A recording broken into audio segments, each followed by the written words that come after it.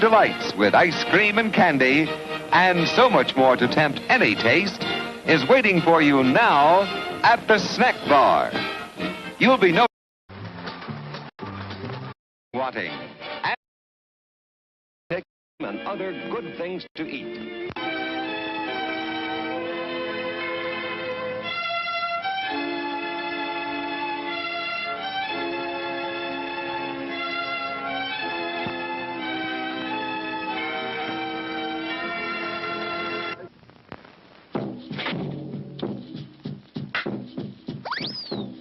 Fresh candies, all kinds, all flavors. Cigarettes, America's top brands. Ice cream, smoothly delicious. Burgers with all the fixings. Hot dogs, the way you like them. Freshly buttered popcorn. French fries. Hot coffee. Pizza that's perfection. Most of us will spend Memorial Day weekend with our families, watching parades, picnicking, golfing, just doing the things we enjoy. To top off a perfect weekend, may we suggest you see our special holiday show. It's an exceptionally entertaining program, so plan to relax and spend a few enjoyable hours with the family at this theater during the Memorial Day weekend.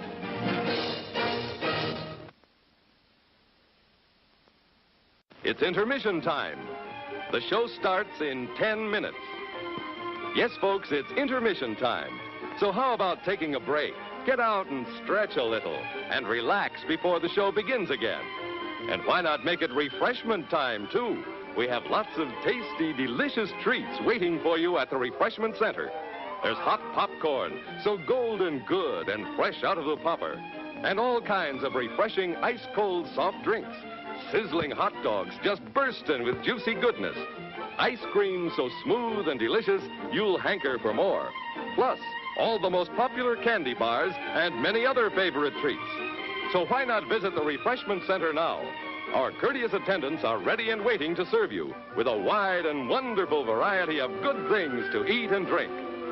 So step right up and make yourself at home.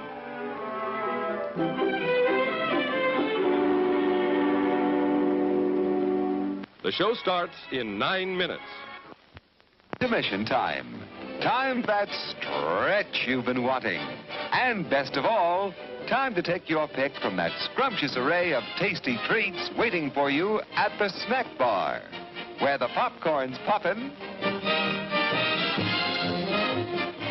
the cold drinks are sparkling, the hot dogs are sling,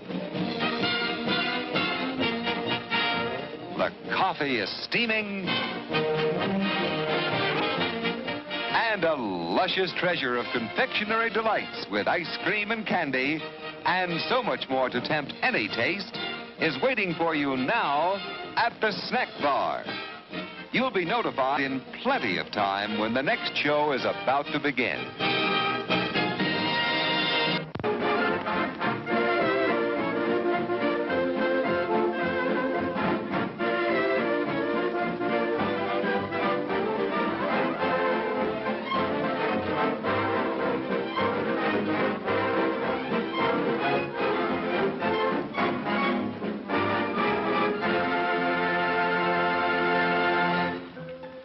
The show starts in 8 minutes.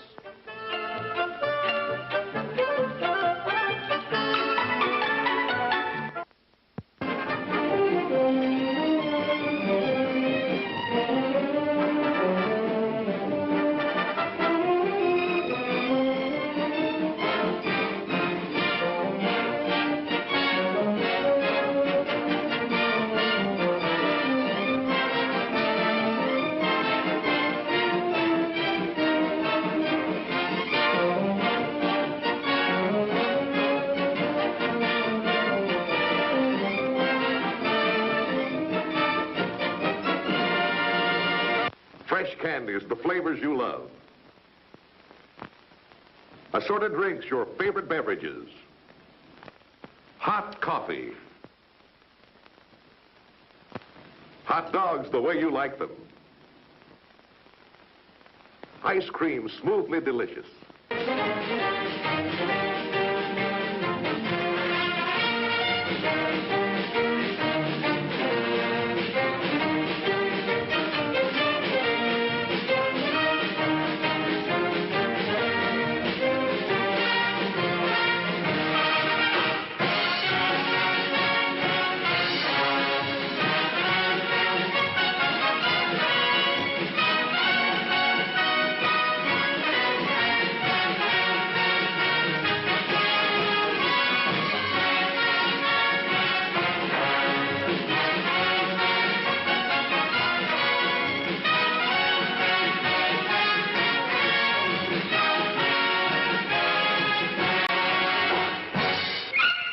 The show starts in 7 minutes.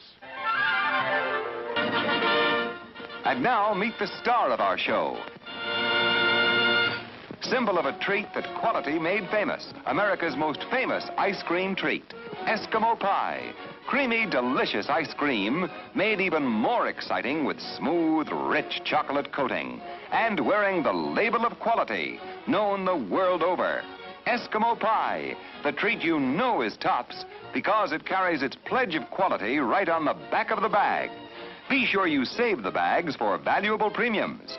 Get famous Eskimo pie at our refreshment stand now. It's America's anytime taste treat. Finest ice cream, finest chocolate. It's delicious. Popcorn hungry? We have it. Kettle from the Popper.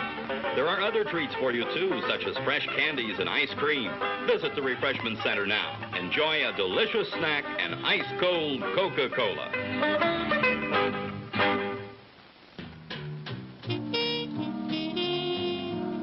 Music to the ears of the hungry. The sizzle of a mouth-watering hamburger.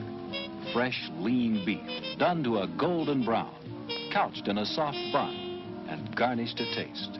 Man, that's hunger heaven. And you'll feel like you're heaven sent when you get one at our refreshment stand.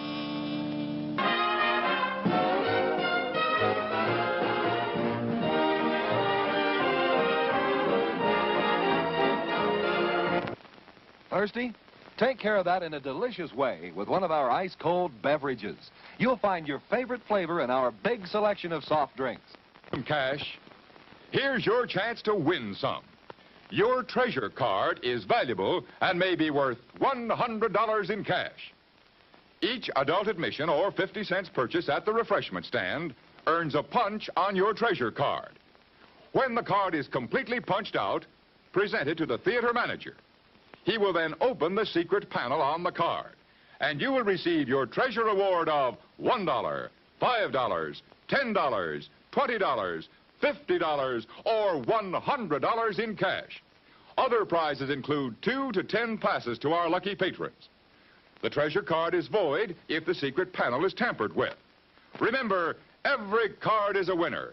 Thousands of dollars in valuable awards. So be sure to take the treasure card with you when you attend this theater, and to the refreshment stand to be punched with every 50-cent purchase. Every card is a winner.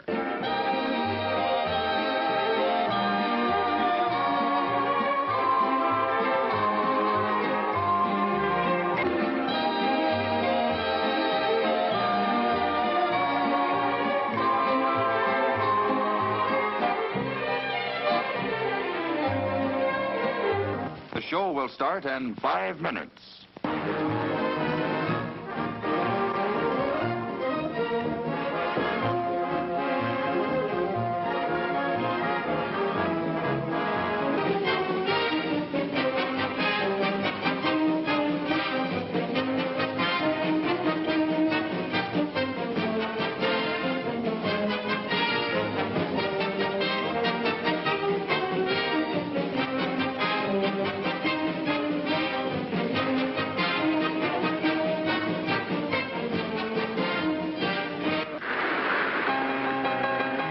The big ship foundered on the rocks, but the crew all got ashore. Then Fearless Fred dived in again and swam toward the wreck once more. You'll never make it! The waves are too high. But he made it back to land. I had to return to the ship. He explained. For my toddy, the chocolate drink that's just grand. toddy does taste grand. At the snack bar or at your car, during intermission, enjoy a toddy, the delicious chocolate drink in a can. Ice cold or steaming hot, toddy hits the spot with everybody. See how much better that popcorn or those hot dogs taste with toddy. Delicious.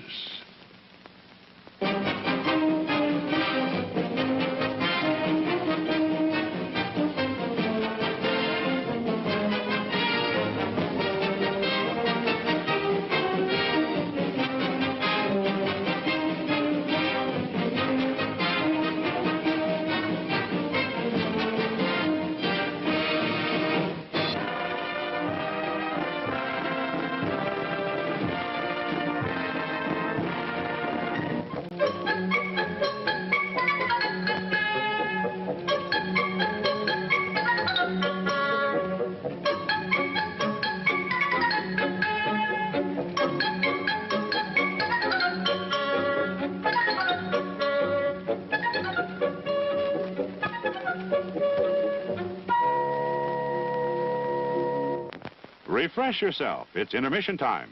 The concession stand is open and ready to serve you.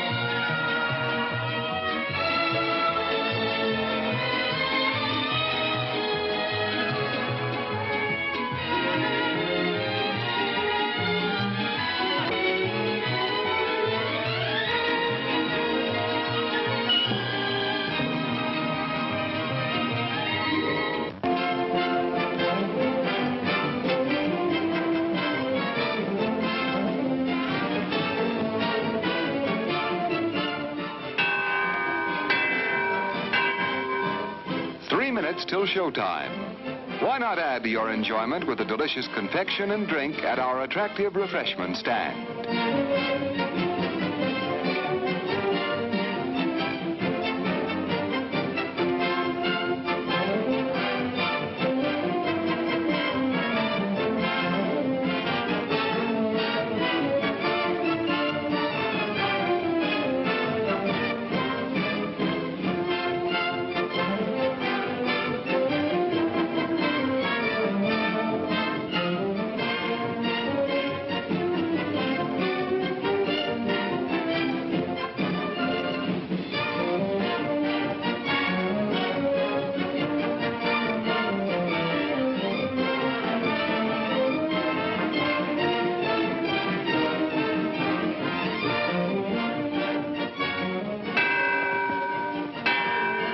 2 minutes till showtime. Tempt your taste with the wide variety of mouth-watering snacks available at popular prices at our refreshment stand.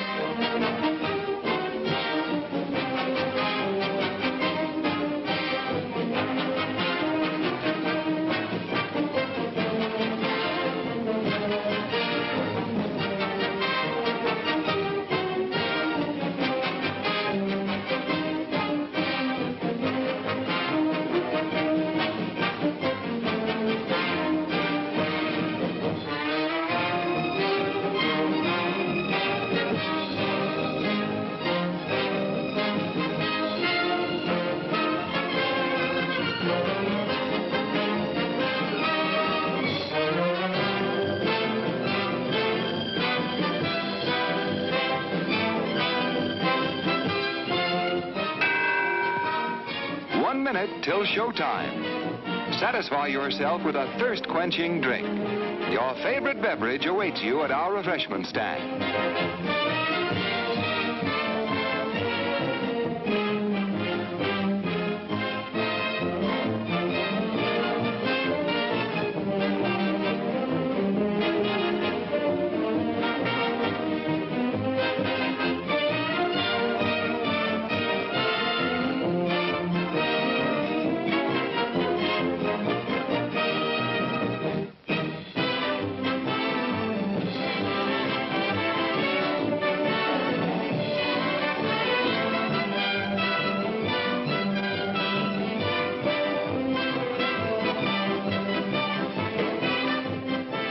The show is about to start, folks, but the refreshment stand will remain open for your pleasure.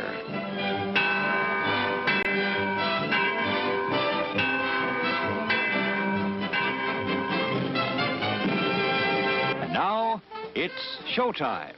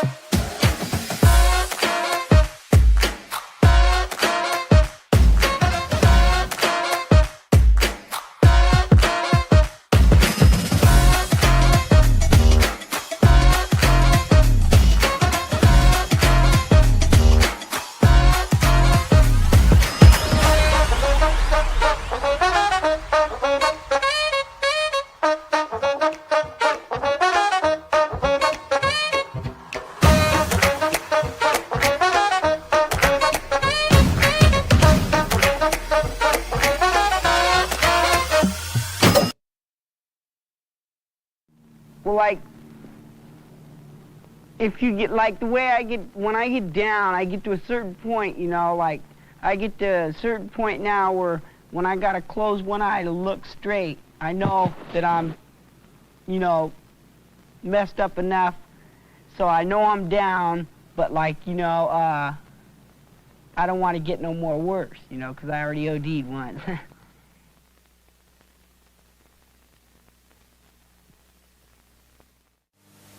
Remember why you didn't visit Amity Island this year? Why aren't you in the water? Because he's back. Roy Scheider. This is a great white, Larry. A big one. And any shark expert in the world will tell you it's a killer. It's a man-eater. Robert Shaw. Back home, we got a taxidermy man. He's gonna have a heart attack when he sees what I brought him. Richard Dreyfuss. I'm not gonna waste my time arguing with a man who's lining up to be a hot lunch. The original Jaws is back. My husband tells me you're in sharks. You yell barracuda. Everybody says, huh? What? You yell shark. We've got a panic on our hands on the 4th of July. He's taking it, he's taking it. Don't look back. Swim, Charlie, swim. Did you hear your father? Out of the water now! Find him for 3. Everybody, please, get out of the water. But I'll catch him and kill him for 10. $10,000 for me by myself. For that you get the head, the tail, the whole damn thing. There's something else out there. What is it?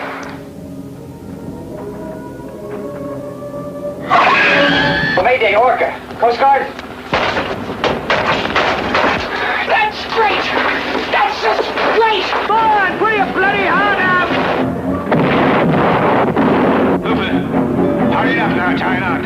Hurry it up, he's coming straight for us. Don't screw it up now. Don't wait for me. Now! Shoot! Shoot! Shoot!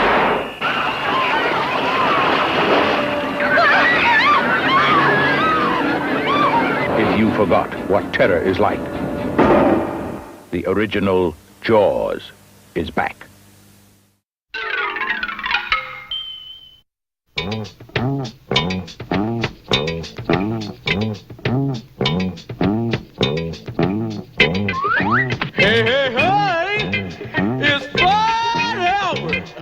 And I'm gonna sing a song for you. And Bill's gonna show you a thing or two. You'll have some fun now with me and all the gang.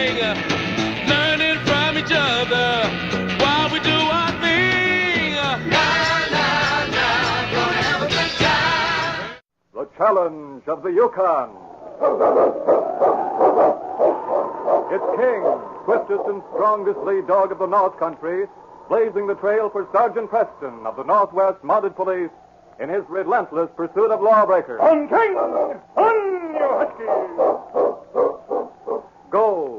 Gold discovered in the Yukon. A stampede to the Klondike in the greedy race for riches. Now back to the days of the gold rush, when Sergeant Preston and his wonder dog King battled through storm and snow to preserve law and order as they met the challenge of the Yukon.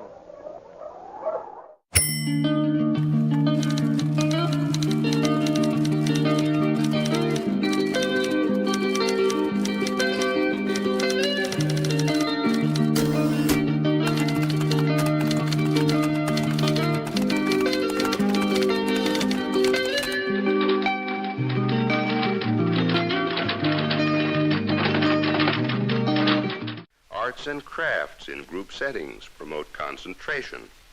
They serve to develop hand-eye coordination and hand and finger dexterity.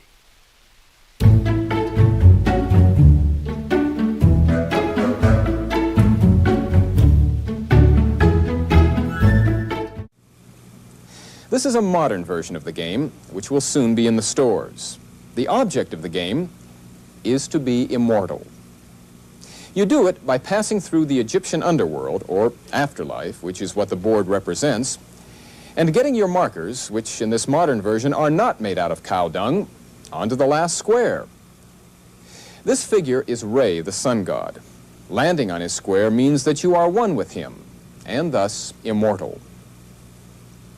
This is how you move through the squares, by throwing these dice. You'll notice that there are very limited possibilities here.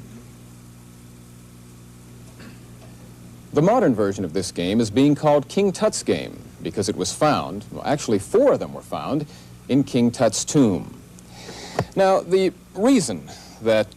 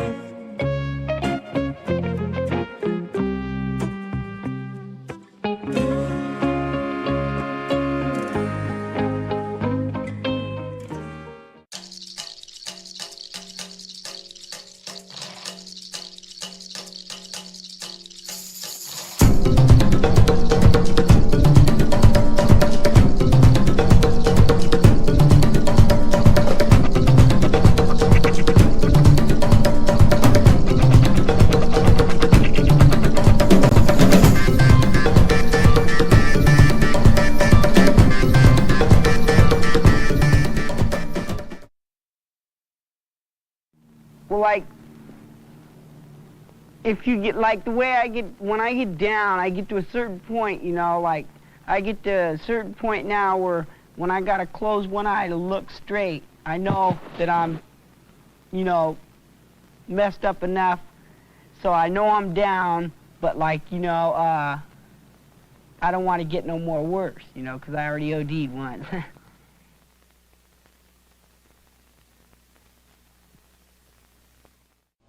Today's subject, From Pot to Psychedelics. Now here is the national editor of Regional Report, Paul Niven. Good evening. The pot and psychedelic cult, whatever else it may be, is new and different. Unlike the nihilist beatniks of a few years back, today's LSD cultists say that they are turned on, not turned off.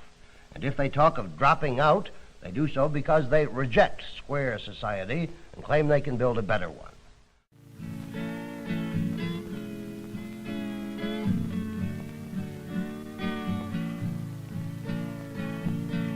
I can feel it in my soul. I am your sister.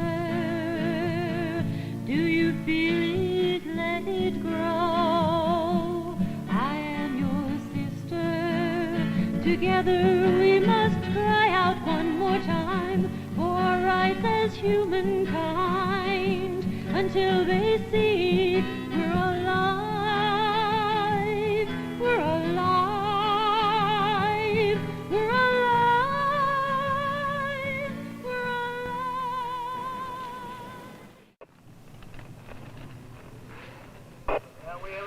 Now you think you get used to going in on domestics, where women turn against you. Well, I tell you, you gotta watch out next time we go back to that house. She take a punch at us. Well, if she takes a punch at us next time, she's going to jail or so. That's for sure. No sense pussyfooting around. Stop up for a cup of coffee, huh? Stop up here at Helen's Cafe. Let somebody else handle it. Put us out. 3-4 is requesting OTL 43rd number. Yeah, somebody else can handle it. I'm sick of handling that dame. Well, we'll be back in 5 minutes if we don't get out of the car, so we might as well get out now and let somebody else do it.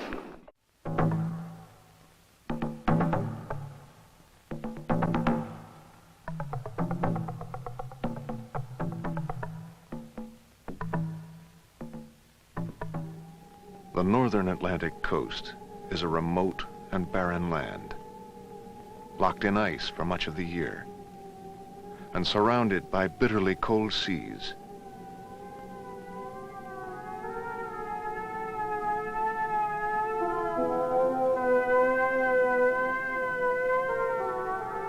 It is almost unimaginable that ancient peoples could have survived in this desolate region.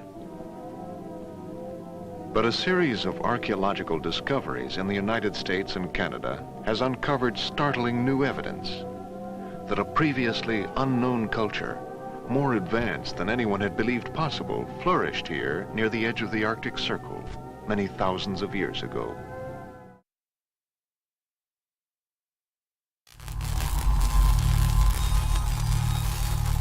In these troubling days of a modern world gone mad,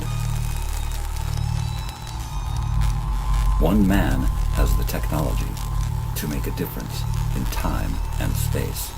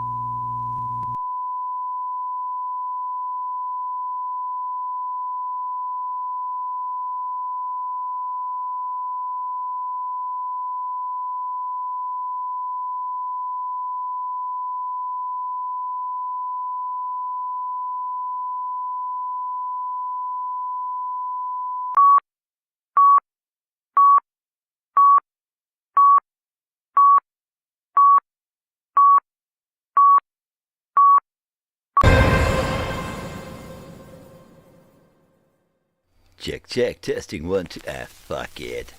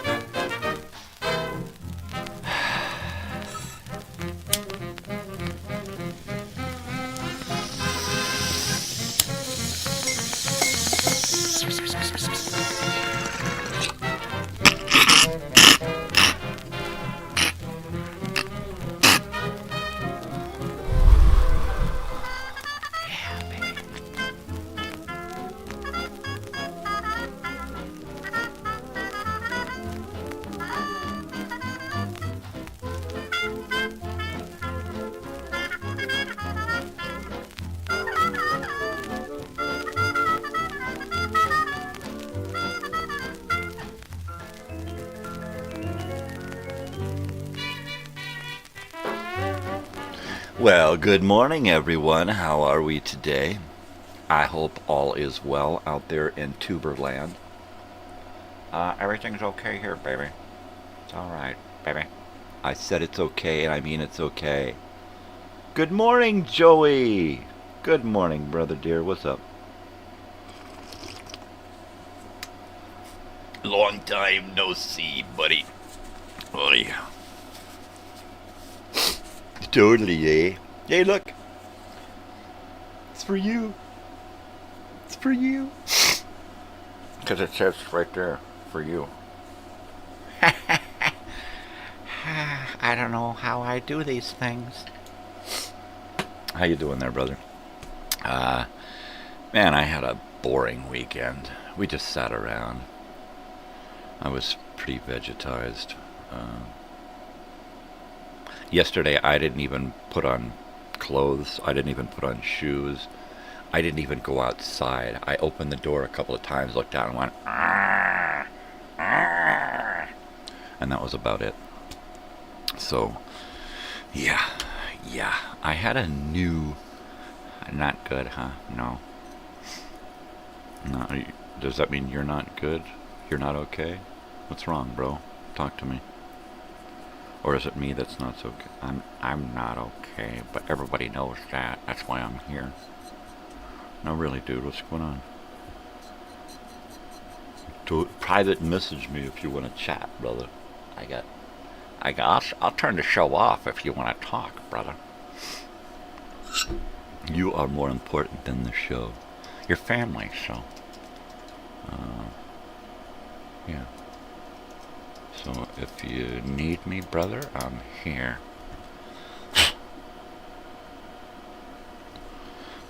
I don't fly, but I'll jump on a plane if you need me to come to you. I'll do it. I'll do it, damn it. Don't threaten me. Okay. Alright, brother, well, you take care of yourself, man. Get some rest, and I won't be Minecrafting tonight. We got a Switch issue, so I won't be seeing you tonight. But stop by when you can, and middle of the night or whatever, anytime you feel like you want to talk, man, shoot me a message. Peace. Love you, brother. Take it easy. Oh, the album for the day before you go. The album for the day is Melodies, Tatsuro Yamashita from 1983. One of my favorites that Joey sent. One of my favorites. So on another day, we'll hang out and talk music, brother. But until then, you take care of yourself, alright? Get some sleep. Get some sleep. Alright. So, today is Monday. It's a Monday movie memories today. So, not only are we going to be talking about an old movie, one of my classic favorites, we're also going to be watching a movie. At about 6 o'clock, I am going to put on the feature for the day. Glass Houses is an educational film on drugs, and people who are against people who use drugs should not throw stones, because you probably use drugs too, right? So don't talk shit on people who use drugs, because you're probably using drugs too. Everybody's using, nowadays especially, everybody's using some kind of a drug, whether it's medication or recreational, or just for the hell of it.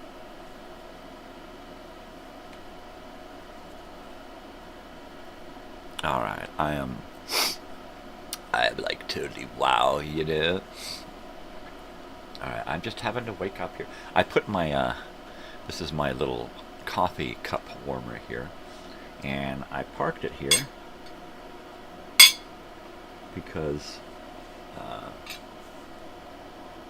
actually have a cord now, so I can plug this thing is plugged in, and I put my coffee cup on it, and it heats it up from the bottom. Isn't that cool? So I just have to make sure to remember to wipe my cup off so it doesn't sit down there wet. It'll leave a little ring, it'll cook. It'll look bad. Totally. Who wants to talk about Jaws? Jaws. Totally. Yeah, Jaws. The movie, the film. Steven Spielberg. Like 1970. What was that, 75? 77? I don't know. They're right here, though. Jaws. Drop. Alright, here we go. 4 movies on DVD. This is the first one. And it doesn't give me a date. Of course it doesn't. Jaws. It's 1974. Hey, am I gone?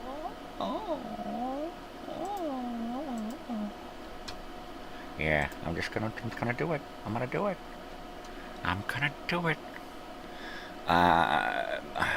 Star Trek Mission Impossible actor dies, age 97. Well, who is this Mission Impossible actor who dies at 87? Tell me. Tom Troop. Cheers, Mission Impossible, Star Trek. Oh. Okay. Here we go. Here we go, baby. Yeah. It would be nice if they would just go to the story and tell me. But it's like...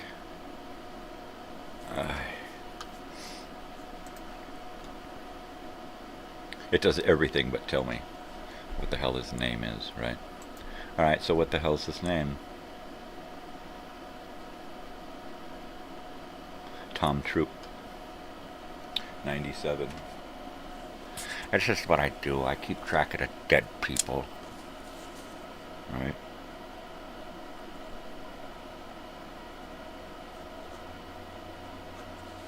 That's what I do. Yep. Just checking to see who's going to be waiting for me. Secrets. Throat lozenge. Okay.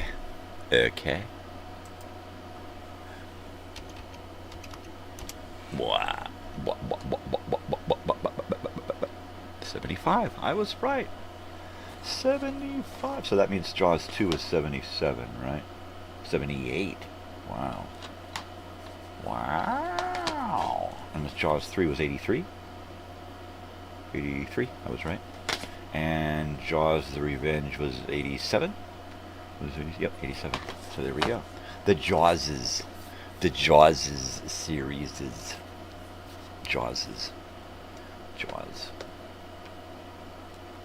It's Jaws, baby. Yeah. So totally. Alright. Yeah, I got a mask on, alright? I'm depressed. I feel like garbage. Hopefully Joey's gone to sleep. I don't want to bring him down anymore, but I feel like shit.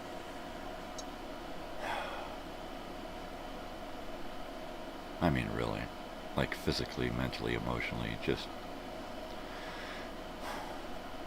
physically, I feel like shit. Mentally, emotionally, I feel like shit. I was suffering from my agoraphobia yesterday, and I did not leave the house. No, I did. I went out into the yard to where we had our electric oven outside because it's hot, and I don't want to cook a thing in here for 3 hours, so we put it outside under the tree in the shade with a chicken in the oven roasting for 3 hours. So yesterday I went out and I got that. So I did go outside yesterday, but it was quick, and I didn't even get dressed. I didn't put a shirt on. We have kind of a private backyard, so it was like, fuck it. Besides, I got one fence over, I got people in a pool who are half naked anyway, so there you go. Now I'm going to do a bong hit. There's just something about Monday morning. It won't let me sleep. 3 in the morning, I was wide awake. I had to get up to take a leak, and I'm like, oh shit, 3 in the morning. I'm never going to get back to sleep. And I didn't. As hard as I tried to just close my eyes, empty my head, and just breathe deep, and it didn't work. Every little fucking noise, every little thing, a hair on the top of my head doing this, any little fucking thing to bugged me. But that's the way it is. That's the way it is. So it looks like, so far it looks like I am going to be going camping in the middle of August for that reunion thing. And I am going to start packing my van with camping stuff as well as stuff to give away, raffle away, auction away. Just because, you know, I want to set up a little canopy with a little corner that's got a few things in it, so that when we do a photo op thing, it's got kind of an era thing there. Some of the things I'm thinking on raffling and auctioning, of course, are t-shirts, the remaining balance of t-shirts. I'll be looking to get rid of those. Things like poker chips from the Elsinore Casino that's no longer there. It was the Sahara Dunes, and that's what these poker chips say, Sahara Dunes, Elsinore. So that, a time machine, I'll put a secrets box together and fill it full of little things from the past, right? And then auction that off. Stickers, records, 8-track tapes, movies, games, just any little thing that I'm not attached to, you know. And then again, maybe not. Maybe nobody will show up worth doing it, right? If I'm going to auction something, I'm not going to do it with like 3 people. All right, the bidding starts at 50 cents. I'm talking $50, man. I got something that everybody's going to want, right? And I ain't taking less than $50 for it. But then again, I may just take it, put it in a poster frame, take it and hang it, so that when we do a photo op, it's hanging there.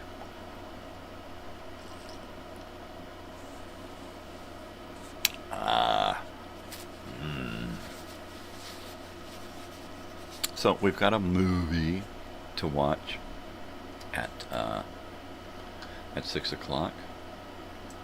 It's called Glass Houses. Glass Houses. Where is it? There it is. 1972. Yeah.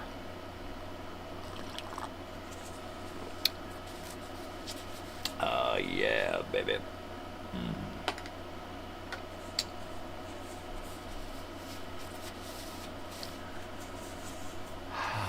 If you've watched the opening this morning, you saw the preview for the week, so you kind of know what's going on.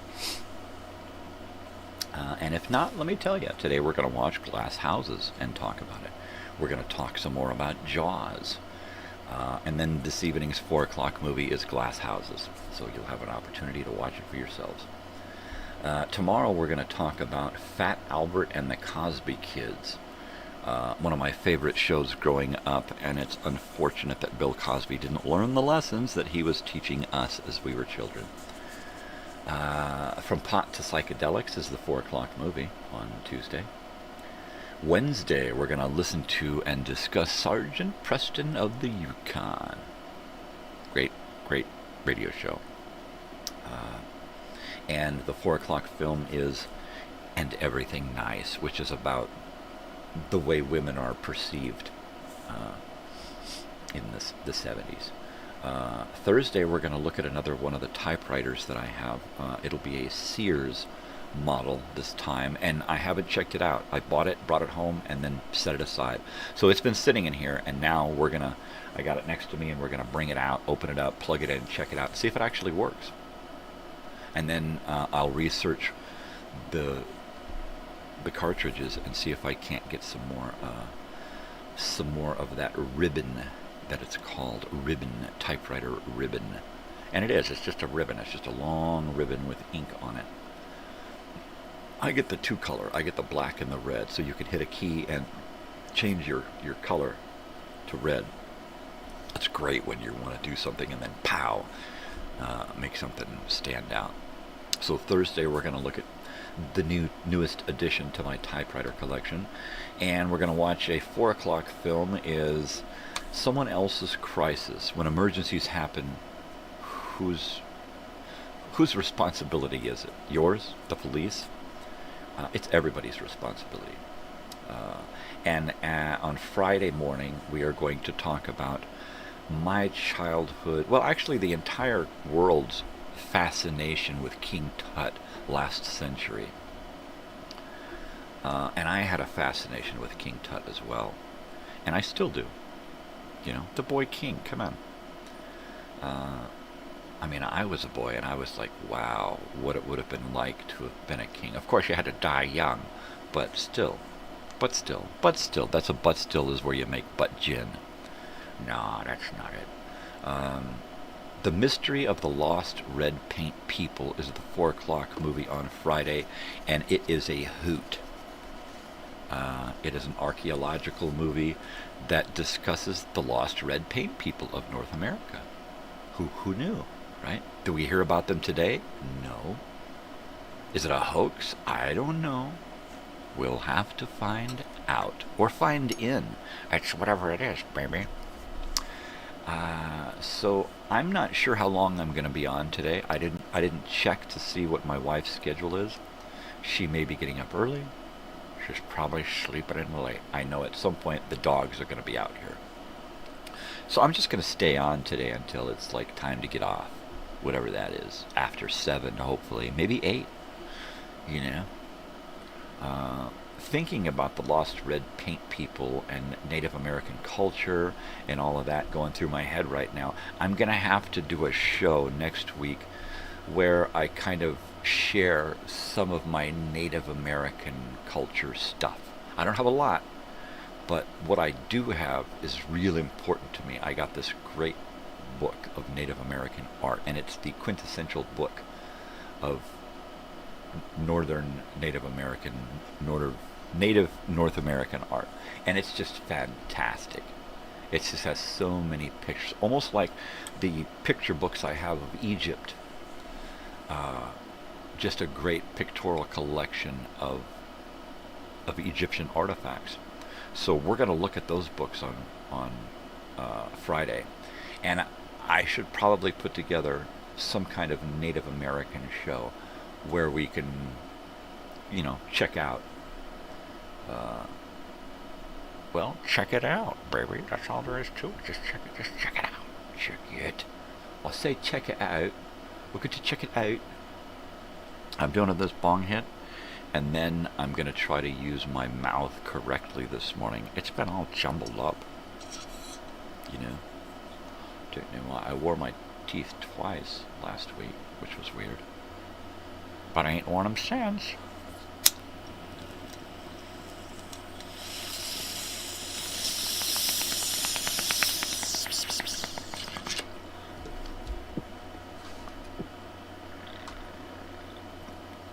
Yeah, baby.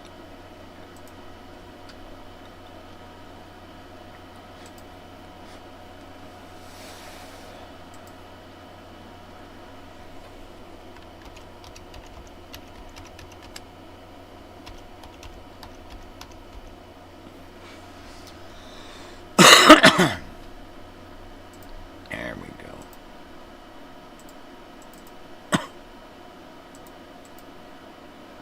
Yeah. Right. Copy. Paste. Jars. Yeah. My favorite movie from the 70s. Favorite scary movie from the 70s. Jaws. Just fantastic. I can't believe we keep getting new subscribers. New subscribers is crazy talk. It's crazy.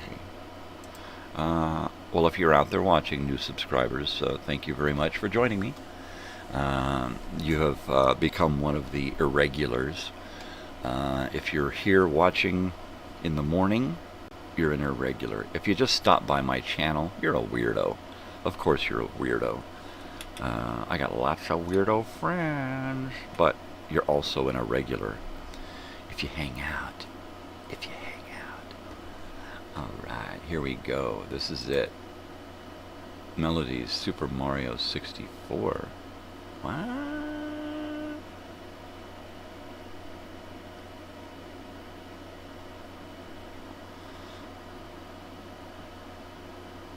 I don't know what that means. Okay, so I haven't heard this. There's a lot of great Tetsuro stuff here.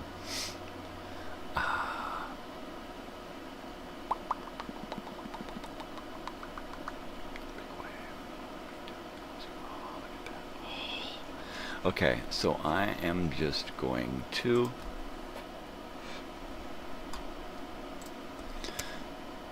Hey, WW, what's up? You are an irregular. Yep. That's the size I wear. I wear an irregular. I wear a 42 irregular. That means it's got 3 arms and a place for my tail. Yeah, baby. Alright, I'm not sure what this is, and I can't check it out now, but it says that it is Melodies by Tetsuro. Melodies, 1983.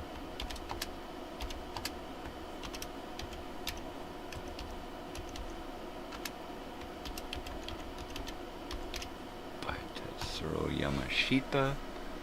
And hopefully this is exactly what it says it is.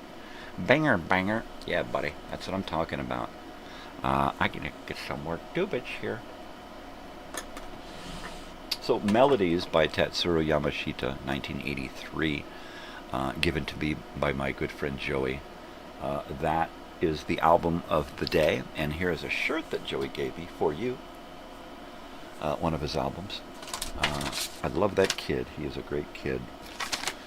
Even before all of the gifts. He's just an awesome dude. But the gifts just make me think about him more, because I'm always looking around going, oh, Joey. Oh, Joey. Oh, Joey. So I can't stop thinking about the kid. He's always in my mind. He's always in my mind. Tetsuro Yamashita is a him. He's been playing music in Japan from the 1970s. And Joey's asleep, so I don't have him to back me up. Was he in the Yellow Magic Orchestra? You know what? I do not know.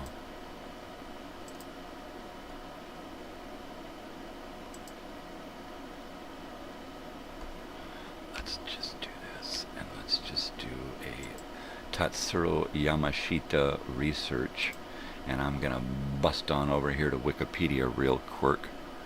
Real quick, I like that. He's married to Maria Takeuchi, and they collaborate on a lot of stuff, and she is pretty awesome.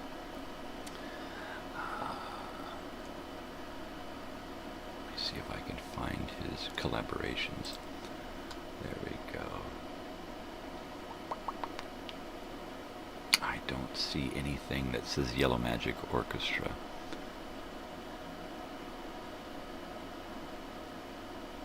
But then again, you never know. It's Poppin' Time. It's 1978. Wow, that's just great. That's just fucking great. A couple of more things. You know what? If you get a chance, just research everything about Tetsuro Yamashita and listen to all of his music. He did commercials in Japan. They pretty much looked at him and went, "Oh my God, what is this crap you're playing?" And after 10 years, he was a national treasure. And all through the 80s and 90s, and even up to today, I believe he's still pumping out commercials, doing music. doing songs, doing all kinds of great stuff. An electronic piano band that came out in the 70s. You know what? It's possible that compilation albums. Let me see if I can do other releases, singles.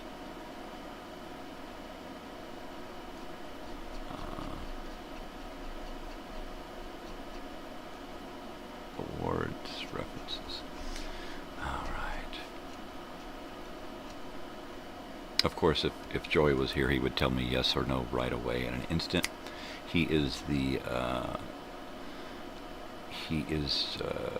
guy that knows everything about Tatsuro and introduced me to Tatsuro on a huge scale. Introduced me to Tatsuro. On another day, I'll pull out the stack of albums that Joey sent me. Not to mention the singles and the CDs and the CD singles, and it's just crazy. And it's crazy good music.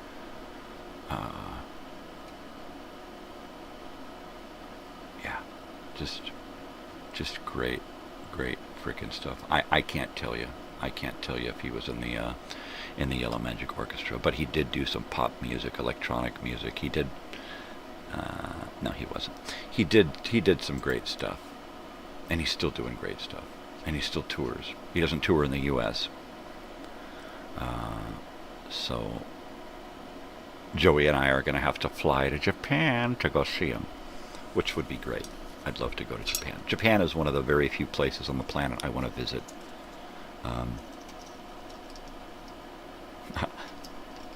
You know, go to Hiroshima and cry.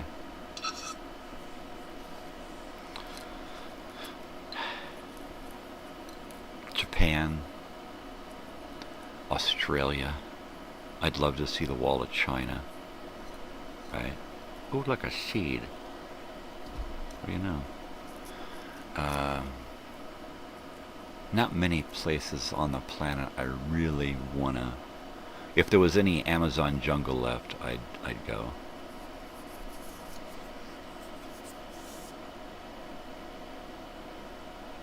Okay, solo on the album. You know what? Let me look at some records real quick that he sent me.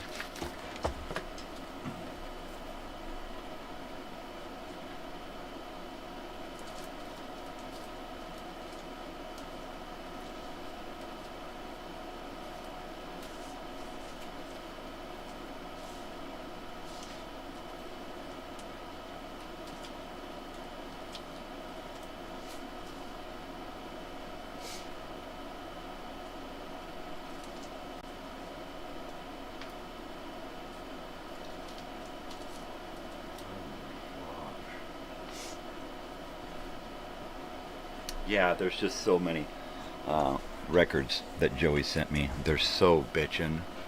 I'm gonna have to do another show and share all of that stuff, because it is so bitchin' to have that entire collection gifted to me, and then to be able to explore it, right? And I love LPs, and to sit there and open up an LP, you know, and get into it, like this one here, Melodies, right? I mean, it is just so bitchin', right? And the greatest part about all of this is that if I want to read it, I'm going to have to use my phone and translate it, because most of this stuff is written in Japanese, right? There's a lot that's translated, right? And I imagine that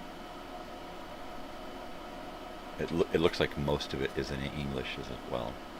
So that's pretty cool. That is awesome. Just bitchin' stuff, you know? And he is such a cool dude, you know? He's like one of my musical heroes. And I've only known of this guy for a year and a half, right? And he was kicking out music way back when I was listening to different stuff. There he was doing his thing, and I'm like, every time I hear his stuff from the 70s and 80s, I think Hollywood and those little nightclubs along the strip where you look in and you see this big window and people sitting there drinking wine and smoking cigars, and then you see this like jazz band playing and you hear them, and every time I hear city pop, it makes me think of what was playing in those clubs back in the 70s and 80s, especially like the mid 80s when we were going to Hollywood all the time. Every weekend we were going out there to do something crazy, right?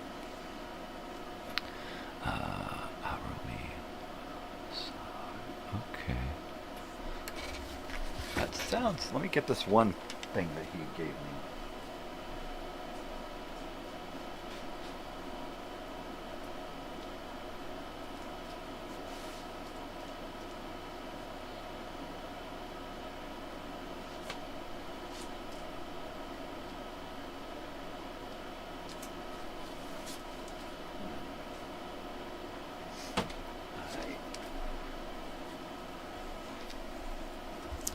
Alright, here we go. Alright, none of these names are the same. So, one of the bands is Cassiopeia, Mint Jams. This one is really fucking cool. And because I'm not too familiar with this stuff and I haven't listened to it a whole lot, I really couldn't tell you what is what. Music from the original motion picture soundtrack, Big Wave, right? Tetsuro Yamashita, go ahead. Let's see. Soft Bulletin, music and songs by the Flaming Lips, featuring the Colorado Symphony. Wow. What a hell of a gift. And here we go. Yellow Magic. Yellow Magic. Is this what we're talking about? Is this us? Yellow Magic. Yellow Magic. Yellow Magic Orchestra. There it is. We found it. Joey is so cool. He's got all the cool stuff. I actually have the LP of what we were just talking about. WW. Isn't that fucking awesome? How serendipitous is that?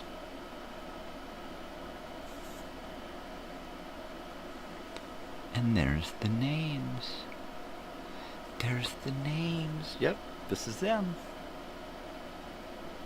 Behind the Mask, Day Tripper, Insomnia, Solid State Survivor. Wow. That's great. So I'm going to leave this one out. See? I'm going to leave this one out. So this is going to go behind this one because that will be listened to today as well. And then what else do we... Oh, I better put it back in its plastic. Take care of stuff. Yeah, and there it is. Yellow Magic Orchestra. I totally thought it sounded familiar. Songs, Sugar Babe. There you go. And what is this one? Miss. Their 4th album.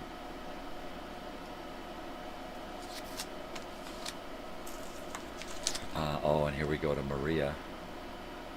Here's some Maria love songs. That's great. Another Maria. We want Maria. I want Maria. Oh my goodness. The Mountain Goats. You're kidding me. Transcendental Youth.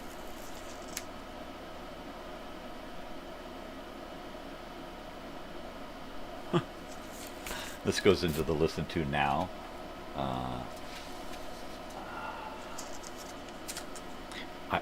More Mountain Goats. I get these things and I look at them and I get so overwhelmed that I just it escapes me the depth of what I have in my hands, right? And then I go back and revisit the stack and I'm like, more? The Mountain Goats? son of a, right? How privileged am I? How lucky am I to have somebody like Joey in my life? Cassiopeia and The Flaming Lips, Yoshima Battles in Pink Robots. Right? So I am one lucky dude. I am one lucky dude. Let me put some of this stuff away here.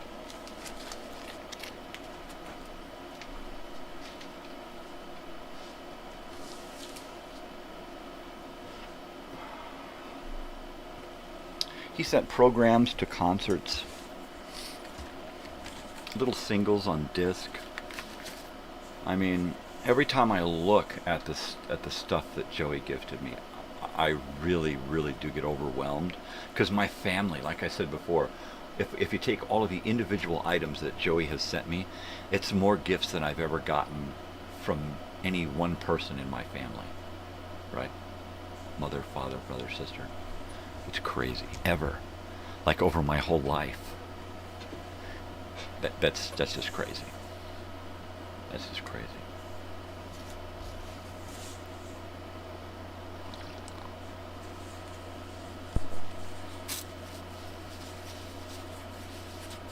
Yeah, these guys were just, they were new. And what was really cool was Tatsuro, he was a pioneer in music as well. And he did an entire album that sounds like Beach Boys, right? Some of it is, some of it isn't, I believe. I'll have to dig up that information. But he's just done some beautiful, beautiful stuff. So I will be listening to this little collection that I've pulled out here. Some mountain goats and some melodies, and then of course the Yellow Magic Orchestra. So that's going to be great. I think that deserves a bong hit, man. I think it's time to get woohoo up in here. Let's have a little hoo-ha. A little bit of hoo-ha. Yeah, hear me now and hoo-ha later. If you're thinking about going, then go away now and hear me never. Ah, yeah, baby. So if I can recall, I'll try to recall what it is that I watched over the weekend, because it goes in and then I enjoy it and then I have to let it leave for the most part, especially if it's something I've seen before. My wife and I watched a couple of little documentaries. I think I binge watched one whole documentary. And at this moment right now, I couldn't tell you what those 4 parts were. I couldn't tell you what it was at all. Because it just goes. It just comes in and goes. Oh, good. I've only listened to this stuff with Joey because he'll like put a playlist on and he'll play some great stuff. And then we'll put on some albums when he's here. And then when I'm alone and I listen to it, I enjoy it, but I don't know what I'm listening to. I don't have any context to put with the music. And that's why I enjoy having the LPs, the old LPs, because you can get into that, you know. And they're like hidden treasures now, because a lot of it is in Japanese, right? So it's like, wow. So it's like a mystery. It's like a puzzle, a pistery, a muzzle. That's it. All right, going in. Cover me. Come cover me.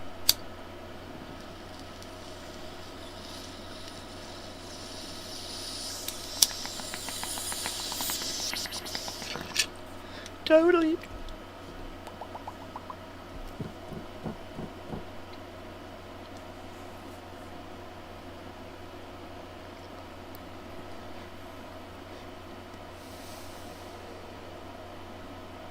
Okay, so if you were watching the morning show, during the pre-show, then you saw the movies that were playing at 4 o'clock.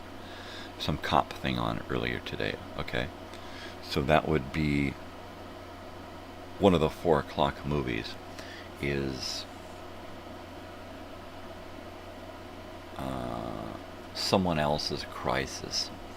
And it's one of those educational films that it explores citizen responsibility, you know, basically. If something's happening and it's bad, it's your not just your right to intervene, but it's your job, all right?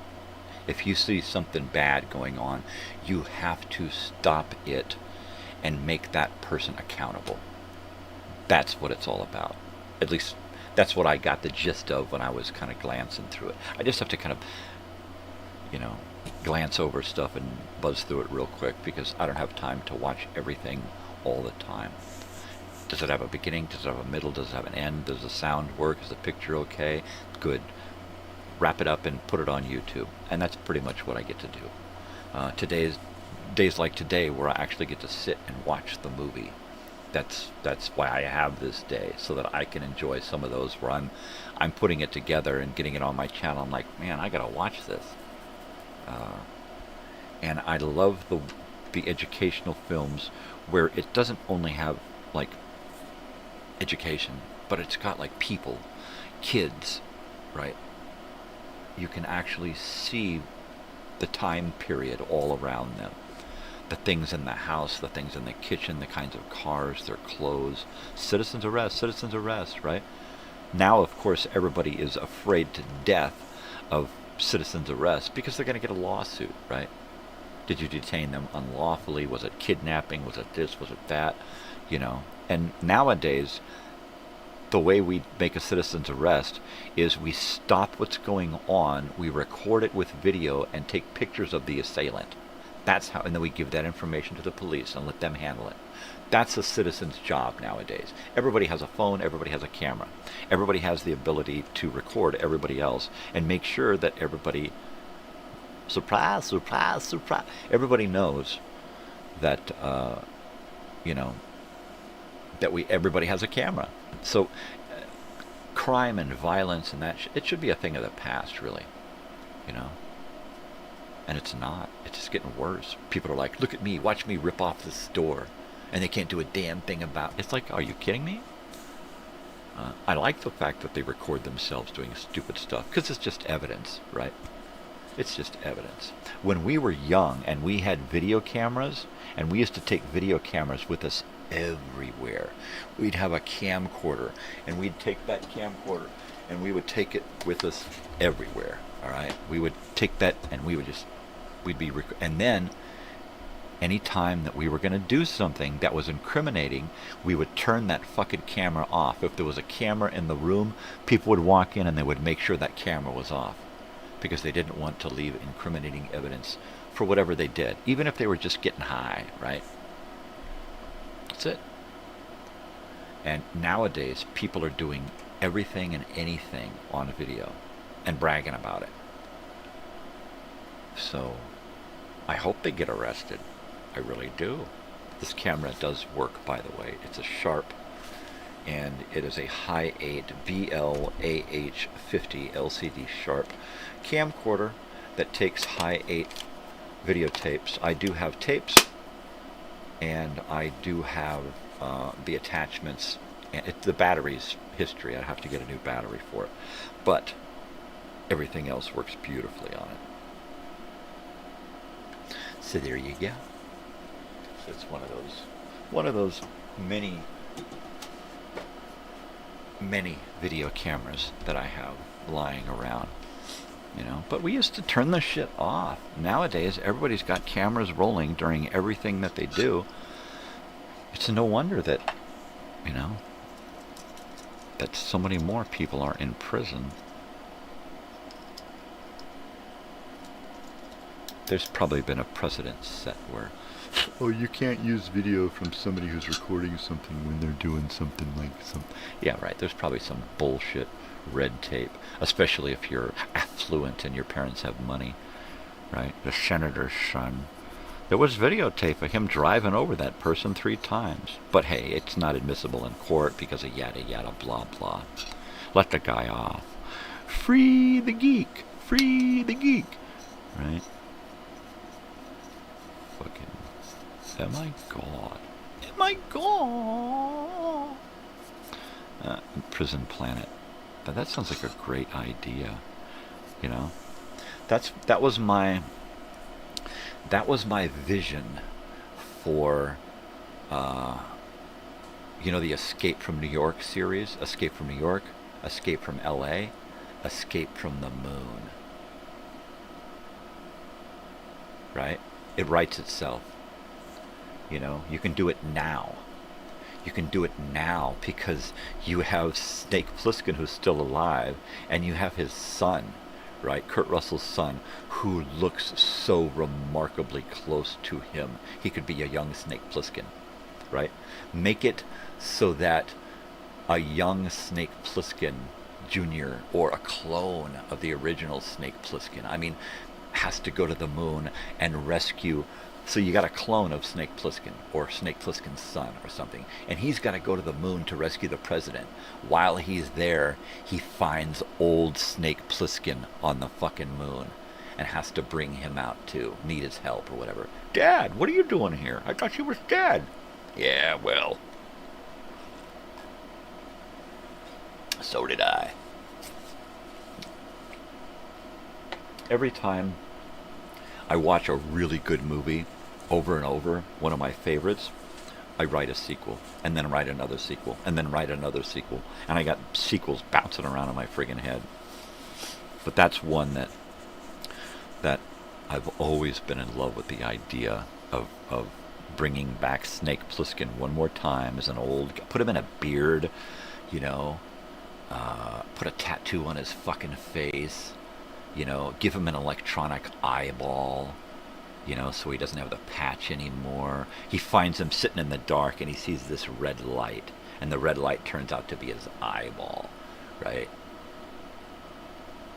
Turn that fucking light off. I mean, just the head to head with old Plissken and young Plissken, right? Oh man, that would be great.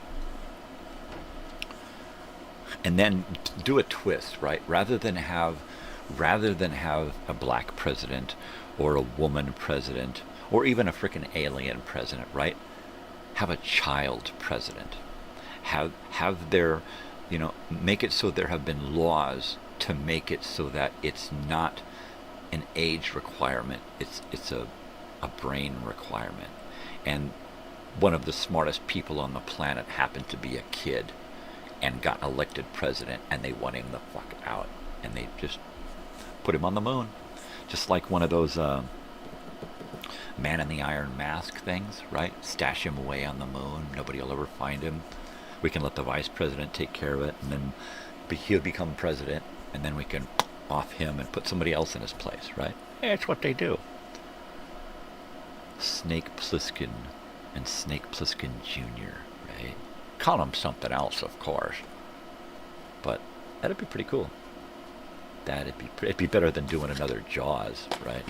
I mean, that's been done to death, and now they've done so many more shark movies that Jaws was the quintessential shark movie. Shark! It was like it, right? And now there have been so many more, five-headed shark. There's been so many deepwater crazy fucking shark movies. Right after that, The Deep, right? Nick Nolte, and what's her face? I can't remember her name, but that was a great movie. You know, The Last Blade Runner. Haven't watched it. Once again, people tell me to watch something, and it's like, I don't think so. Shit. Sharknado. There you go. Now we're talking. The Nade. The Sharknade. The Nade. Yeah, exactly. There's just so many shark movies now. So sharks are, you know, Shark Week every year. Every year they dig up all of the shark movies and throw them out there. And then you gotta swim through all of these crazy ass fucking shark movies. And some of them are okay. You know, what is that, Blackwater? Is that what it was? The one where they're on an oil rig, you know? Or The Meg. The Meg and The Meg 2. I watched those. Those are actually really good movies. Of course, because they're Asian, right?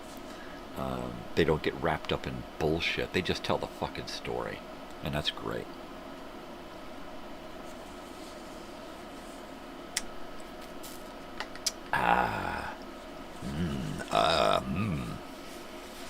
It's a tall cup and there's no top on it, so I will have to go nuke it here. But not as often as usual, right? It's a keeping warm there. Yeah, so it's getting close to 6 o'clock and we're going to pop on that movie Glass Houses, and it is about drug usage. So you're going to watch drug usage in middle America, right? What happens when little kids are doing drugs? What happens when they're stealing them from their parents, right? The last Blade Runner is 10 times better than the original, I thought. Really? I don't know. I don't know about that. You're just trying to get me to watch it, man. And then I'll watch it and you go, hey, it was horrible, huh? No. You know what? I'm not a fan of Ryan Gosling, first of all. So when I heard that he was I was excited. I was like, ooh. And Ryan, and I'm like, oh. I'm just not a fan of him. I am not. There are some people that I can get through just to watch the movie. And there are some people that I'm like, I got something better to do than to watch this fucking idiot. And he's one of those idiots. I'm sorry. He's just one of those idiots. So, I'd have to be pretty buzzed and pretty bored to sit and get through a Ryan Gosling movie without choking on my own vomit. But at some point I may watch it. It's the same thing with A Star Is Born, right? Bradley Cooper and Lady Gaga, two of my least favorite people on the planet. I want to see the movie because Lucas Nelson is in it and he's the backup band and he's doing the musical stuff for the movie, right? But is it worth sitting for 2 hours watching Bradley Cooper and Lady fucking Gaga? I think not. So I haven't watched that yet either. And it's, you know what? Versus something like that, I would rather just watch I'd rather watch Jaws, really, than to watch Lady Gaga and Bradley Cooper. The best thing he's done, and he barely speaks. Well, that's great because he has no talent, and he probably just walks around and making robot faces, right? Or a robot making human faces, if you will. I guess, I don't know. Yeah, the whole idea of sequels coming back just for the sake of making money, I got a hard time with that. Especially if it's like a reboot of something. Oh, I hate that even more, like Chips or Starsky and Hutch or name Magnum P.I., Hawaii Five-0. Shit they should have just fucking left alone. They were classics, and now they have the word original in parentheses next to their title. The original should not have that. The original should just be Magnum P.I. The other one should be Magnum P.I., the new joke, right? Why do they have to put original, relabel it as old? It's original. It should need no explanation as the original. When you introduce new crap that is pointless, then you gotta tack on a little, fuck that. I gotta do a bong hit now because these fuckers are pissing me off. Leave the movies alone. Stop rebooting shit. Stop doing sequels. If you're gonna do a sequel 30, 40 years later, you know what? Let a fan do it. Get it away from Hollywood. Give it to somebody who's their whole life has been thinking about that movie, that those two movies, and they're thinking, wow, man, wouldn't it be great to have a trilogy? Let's make ooh, you know, let me do Escape from New York. Hey, John Carpenter, why don't you and I hang out and we'll put together an idea for Escape from the Moon? You know, Escape from Moon Base Alpha. You know, we'll get Kurt Russell and his son. We'll get Goldie Hawn in there as some crazy wackadoo lady running around in prison. She could just have a cameo, right? But by this time, Pliskin should be a little cybernetic. He should have an implant in that eye. And it's not an eyeball. It's like something to help him shoot, something to help him. It's like a laser targeting device or something.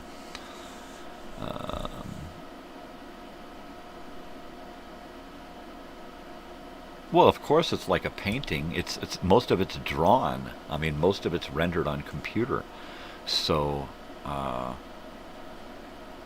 yeah, I would imagine that it's pretty artistic. The cinematography is just amazing. For me, it doesn't deter from the fact that this is Ryan fucking Gosling, you know, and an old decrepit Harrison Ford. Nothing against getting old. I'll never get there, but nothing against getting old. It's just that at a certain point, you have to pick and choose your stuff wisely, you know, and it's like trying to keep doing Indiana Jones movies where the stuntmen get younger and younger and he gets older and older, and it's like, dude, I don't believe that anybody over this age is going to be able to do what you're doing, and you're way over that age. So no. How did you not break a hip just then? How did you not just snap fucking bones with osteoporosis? You know, how can you go on a long journey like that and not be complaining of irregularity? Right? I've been on this fucking bus for a week. Oh my God, I can't poop. I mean, they don't talk about that shit. They don't talk about how old, oh, I got some pain, I'm old, that's it, you know. The Crystal Skull, that was a great movie, but I didn't believe half the shit that he was claiming to do. Yeah. And did they do another one? Because if they did, I was probably like, fuck it, I'm done with those. And there you go. Were they supposed to do another Indiana Jones? So if I watch this and I don't like it, you'll be surprised. All right. Did I get a refund?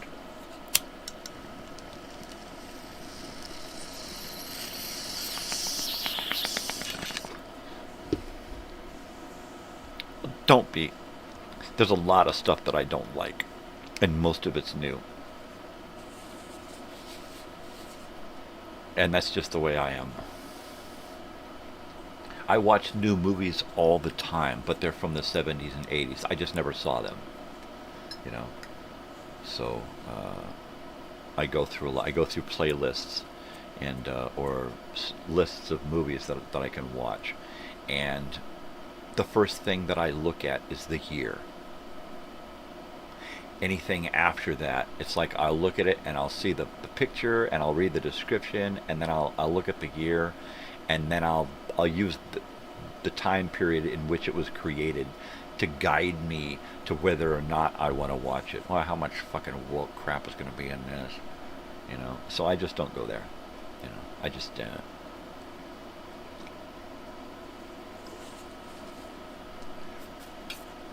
and I don't like to be disappointed when watching a movie. We started watching, there was this movie, and in the description it said, this kidnappers have this little girl, and they're in a house, and they have to keep her there overnight, right?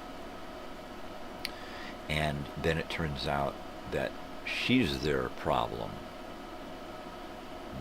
They're not hers, right? And I'm thinking, all right, this girl has parents who are super spies, or she's got, you know, karate abilities, or her parents are survivalists or something, right?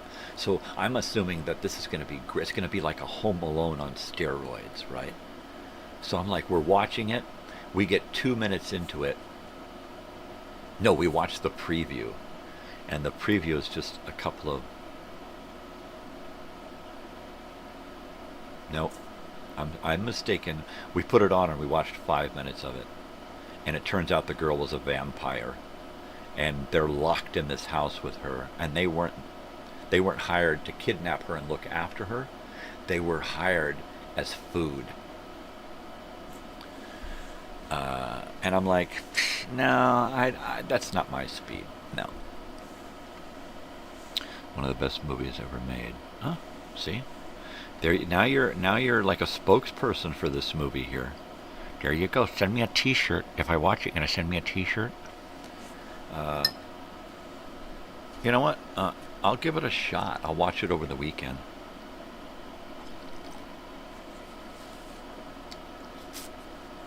If I throw up in my mouth at the sight of Ryan Gosling, I may have to pause it until I can swallow. But I just, some people, some actors just turn me off because because of their lack of talent. Others turn me off because of the character that they are doing, which only endears them to me. It only makes me appreciate them more. If they can make me disgusted by them, or make me hate them, or loathe them, or just make me want to turn them off, they're doing their fucking job, right? Especially if in the next movie you just want to laugh, right? So to me, that's an actor, an actor who runs around, makes faces and emotes, and tries to do his best James Dean. And you know what? I don't know. I couldn't get through those. What were those movies? Where the four guys are in Vegas, and there's like 3 or 4 of those movies where the 4 guys get together, and one guy loses a tooth, and one guy's getting married, and the other guys are, I don't remember. That was like the stupidest movie in the stupidest series ever, right? And who was at the helm? Bradley Cooper. So I just don't get it. I get past. It's like, seriously, like I passed out in the late 80s, early 90s, and woke up today and went, what the fuck is this? Everybody else has been acclimatized to it. Everybody else has learned to appreciate this stuff as they've grown into it, right? Me, I wake up, look around, and go, what the fuck is this garbage? Are you kidding me? This ain't a fucking movie. That ain't a song. That ain't even a commercial. What is this? Some fucking music talking and a robot voice saying what's punched into it? Bad camera. That's not a fucking commercial. They can't even do commercials now. They put no effort into commercials. Oh, see, another movie I haven't seen. Emma Stone does nothing for me. I can't watch Emma Stone either. She falls so flat. I think I saw her in one thing, her first thing, the one thing that I saw her in, where it had that guy in it from The Office, right?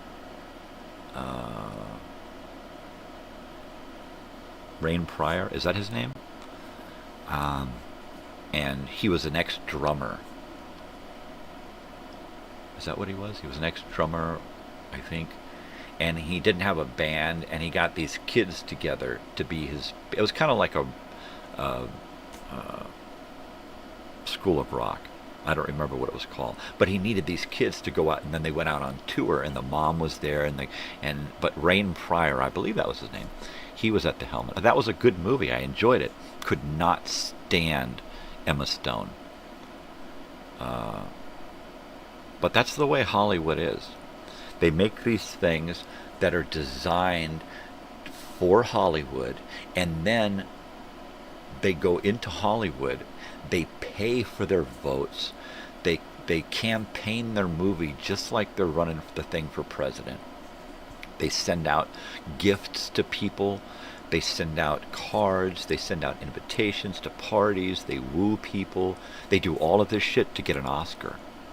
And that's where Oscars are like, You know, I cannot stand the Oscars. I used to enjoy watching the Oscars back in the 80s, and then I started to see what was going on, just like I started to look hard at movies, you know, to see what was really going on. And that's why, yeah, I can't do new movies. I can't do the Oscars. I can't do the Emmys. I can't do the Boogers Awards. I just can't do any of it, you know. Hollywood has just, you know, become a hypersexualized version of itself. And because people are just so used to it, you look back and you think about what was going on, and the sexualization of Hollywood was kind of goofy and funny. You know, there was a lot of stuff going on dark, you know, in the backgrounds, and we should have taken care of that, because now it's even worse, and there's just so much pretending. Look it over here. Did you see Poor Things, one of her last movies? No, like if it's an Emma Stone movie, no, I haven't watched it.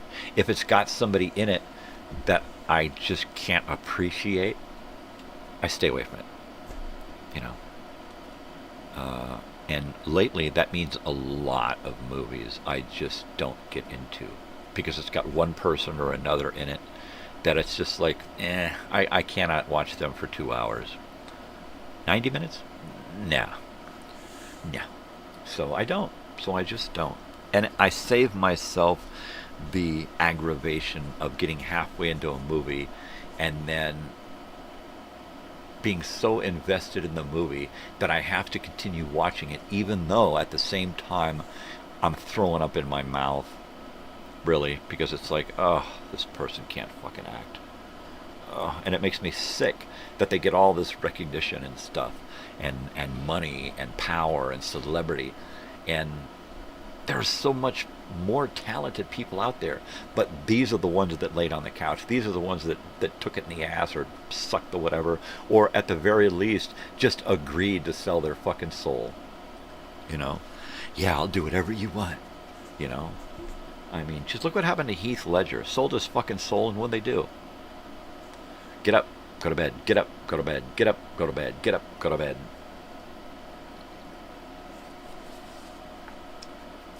It don't take much to fuck you up and to kill you.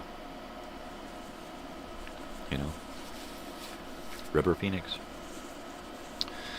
William was born in 77. Get out of here. I thought you were older. I thought you were older than me. Get the hell out of here, punk. You little punk. Jeez, you're like 9 years younger than me. How dare you be younger? Oh, I was born in 68, though. Dude. Yeah. The summer of glove. Ah, jeez. Yeah. Glove. Short arm inspection. There you go. Yeah. Cue me now and think about 1977. 1977 is one of my favorite years for TV, for movies, for music. You think you're a little bitter, maybe? Just a little. I was thinking about that the other day. Why does my dog lick me so much? Oh, it's because I'm so bitter. That's what it is. He's like, man, you're like a bitter lick. You know, I thought I was a salt lick. It's because I'm so bitter. It's because I'm so jaded. I just exude this, you know, sarcastic aura. You know, yeah, I'm a little bit jaded. Just a little bit. But it works for me. It's my thing. It's my shtick. You know. It's what I do. I mean, I don't hate people over how fucked up my life was as a kid and most of my life. I don't hate people. I use it as what do you call it? I don't know, for my comedy. You know, it's what drives me, and it's a good thing. It's a good thing. It is. It's okay, because I can talk about it, get it out, laugh about it, have fun, poke fun at myself, and that's all good.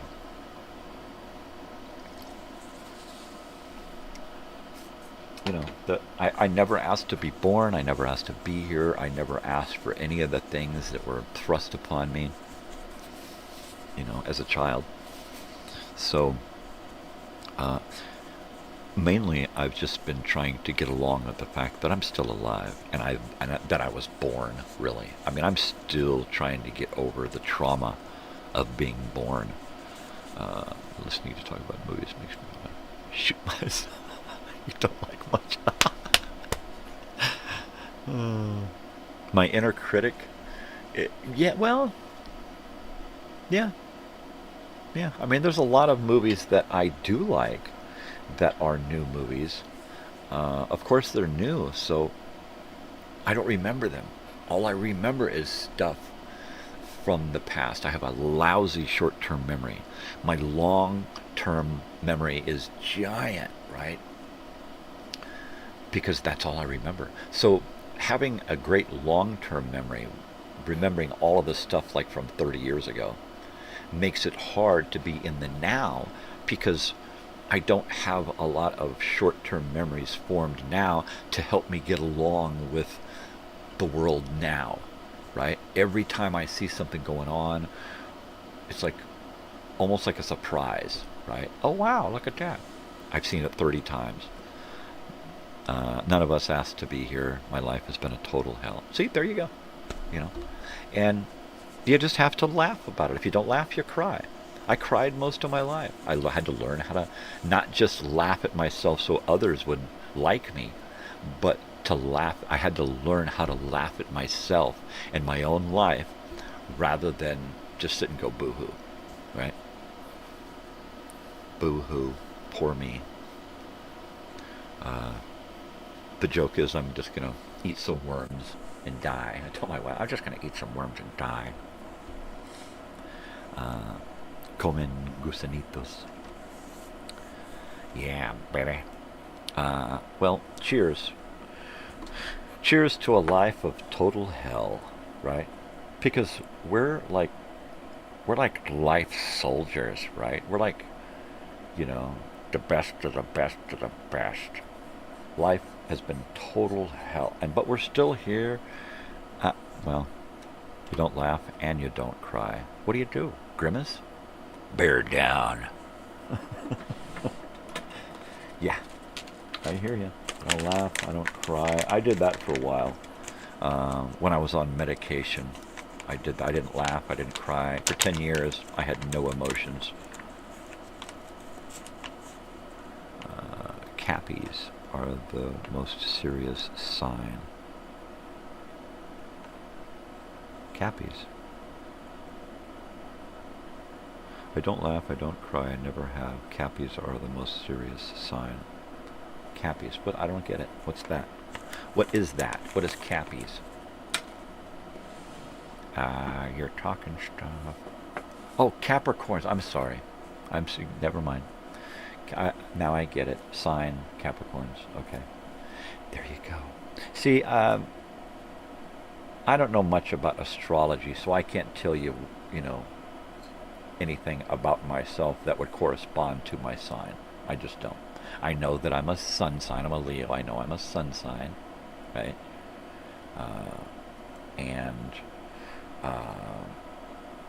We're friendly and lazy, and we like to party, and yeah, thanks, W. But I don't know too much about any of the signs. I really don't, you know. So, like I said before, I know a little bit about a lot of crap, and I know very little about astrology.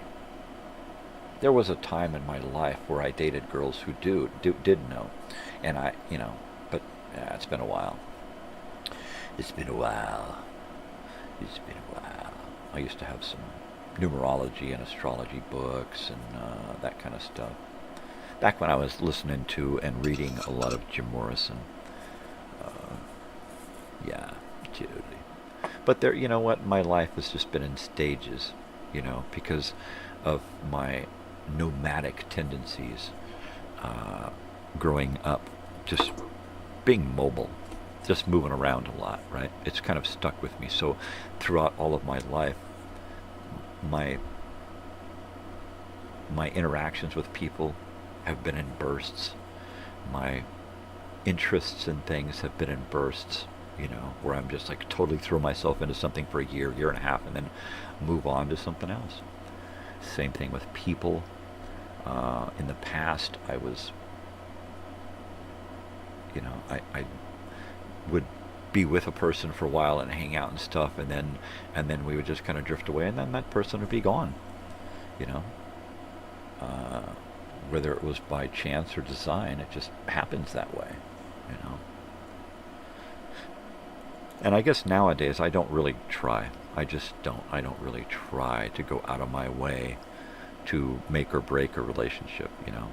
If it's there, it's going to be there. If not, it's not. It's going to stay strong if it is. If it's not, then it wasn't meant, you know. We should study it. It's amazing.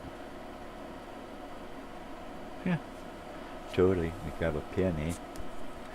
Astrology. Astrology. I don't know what that means. Some kind of weird futuristic computer. Get me an astrology.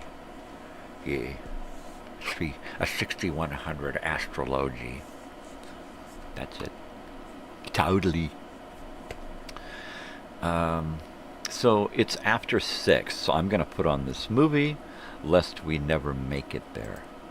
So let's watch Glass Houses and talk about it while it's on, because we can do that.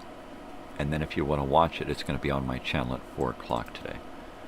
So let me cue it up and put it on, and it'll start with a woman talking.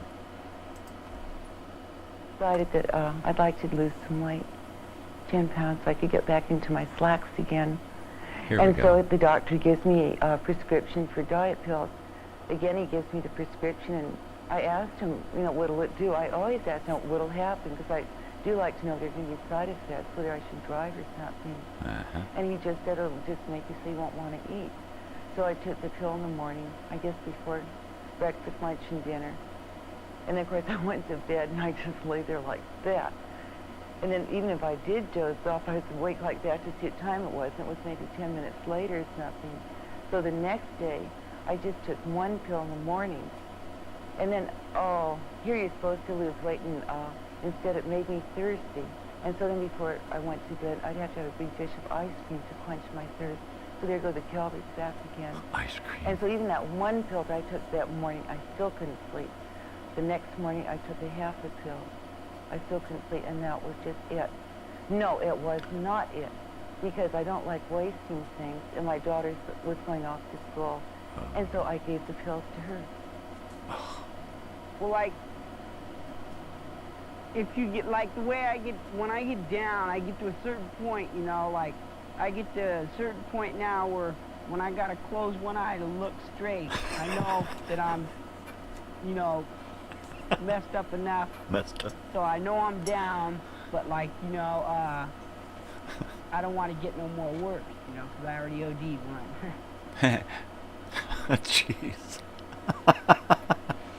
So I guess we know where this is headed. I was paranoid about my husband, and made several elaborate and very serious I'm going to have a bong hit for this one. to kill him, which someday still may take place. I got him shot at twice and got him to attempt suicide once. And I was just on this heavy murder thing. Jeez. My husband. What a kook. My old man, who's been shooting speed for 8 years and he hasn't been in the joint, he has paranoid delusions. I mean, people that aren't there, voices that are telling him to do things. Oh yeah, I've known those guys. Things in his food. I mean, he's clinically, you know, insane. And the paranoia and the insanity vanish when he comes down. And when he's not loaded, he's really delightful, very brilliant cat. Really, usually it's the other way around. The barbiturating was like, you know, you used to go into a pool room or someplace, somebody used to be dealing them to you. I used to take maybe 10 or 15 of them. Barbiturates? Be jacked up, and I'd be walking You out get them at here, the I bar. might walk into a bus, you know, no telling what I might do, because I'd be so jacked up, and I have no fear with me at all, so I might just do anything. I went to sticking up people, and I was just taking them just to get high, because I like the feeling. Cause I was easy to get, brother? Yeah, it was very easy. Yeah. I mean, you were going to restaurants, hamburger shop, anybody would have some jump. William, this sounds like all my You friends. wanted, Yeah. something to make you, you know, Everybody I knew growing up. get up off it, but this is in Detroit. This is back east. Like I dropped 4 starting out, man, and an hour later I wasn't coming on to them. Oh. And then I dropped 4 more. And then Dope. finally all of the shit came down real quick, like, and I was totally righteously messed up. And like I had to sleep when I slept in my treehouse that night because I knew I couldn't go home, man. Like it has us so far away from the Slept reality in my of the conditions treehouse. we live in and Been why there, done we're in that. that position, you know? And then when we begin to like come on down away from that and get in touch with reality and see the things that we got to do to better ourselves as individuals and as a community, well then we begin to find out that we can't be effective in that function under the influence of drugs. There you because go. you can't be doing any kind of constructive work Tell it, on the brother. planet Earth and your mind is way up in space somewhere. Yep. Free your mind and your ass will follow. My wife for some 10 and a half, 11 years, one morning told me she wanted a divorce, you see. And I didn't, it surprised me. Oh. So I shot her. And I couldn't cope with it, so I had started to have a breakdown. I went to the hospital for a couple weeks. And when I came out, I was, you know, wasn't feeling all good. Couldn't work too well, so I went to my doctor and asked him for something, and this Black Muslims. combination of methamphetamine. What are you, Eddie and Murphy? Phentobarb was what we came up with, you see. I kept taking it and 2, 3 tablets a day, usually 2 to start off with, you know. And it ended up, I was around averaging 15 or 20, and some days taking as high as 25. Told him that I thought I was taking too much. He said, well, maybe right. So he put me, gave me a prescription for something else, which is a mood elevator, but it's one of these things that take 10 days, 2 weeks to work, you see. And by hell, by the end of the 3rd day, I was about to go out of my skull. So I went back and told him this stuff isn't working. He said, we'll go back to the original then, and he said, you don't have to worry about overdosing. He said, there's people that take 100 times, that's what you do a day, you see. And maybe they would once, they wouldn't twice. But so sick I couldn't hardly walk. My tongue was thick, reeled and staggered whenever I went. I finally got so sick that I went to a psychiatrist.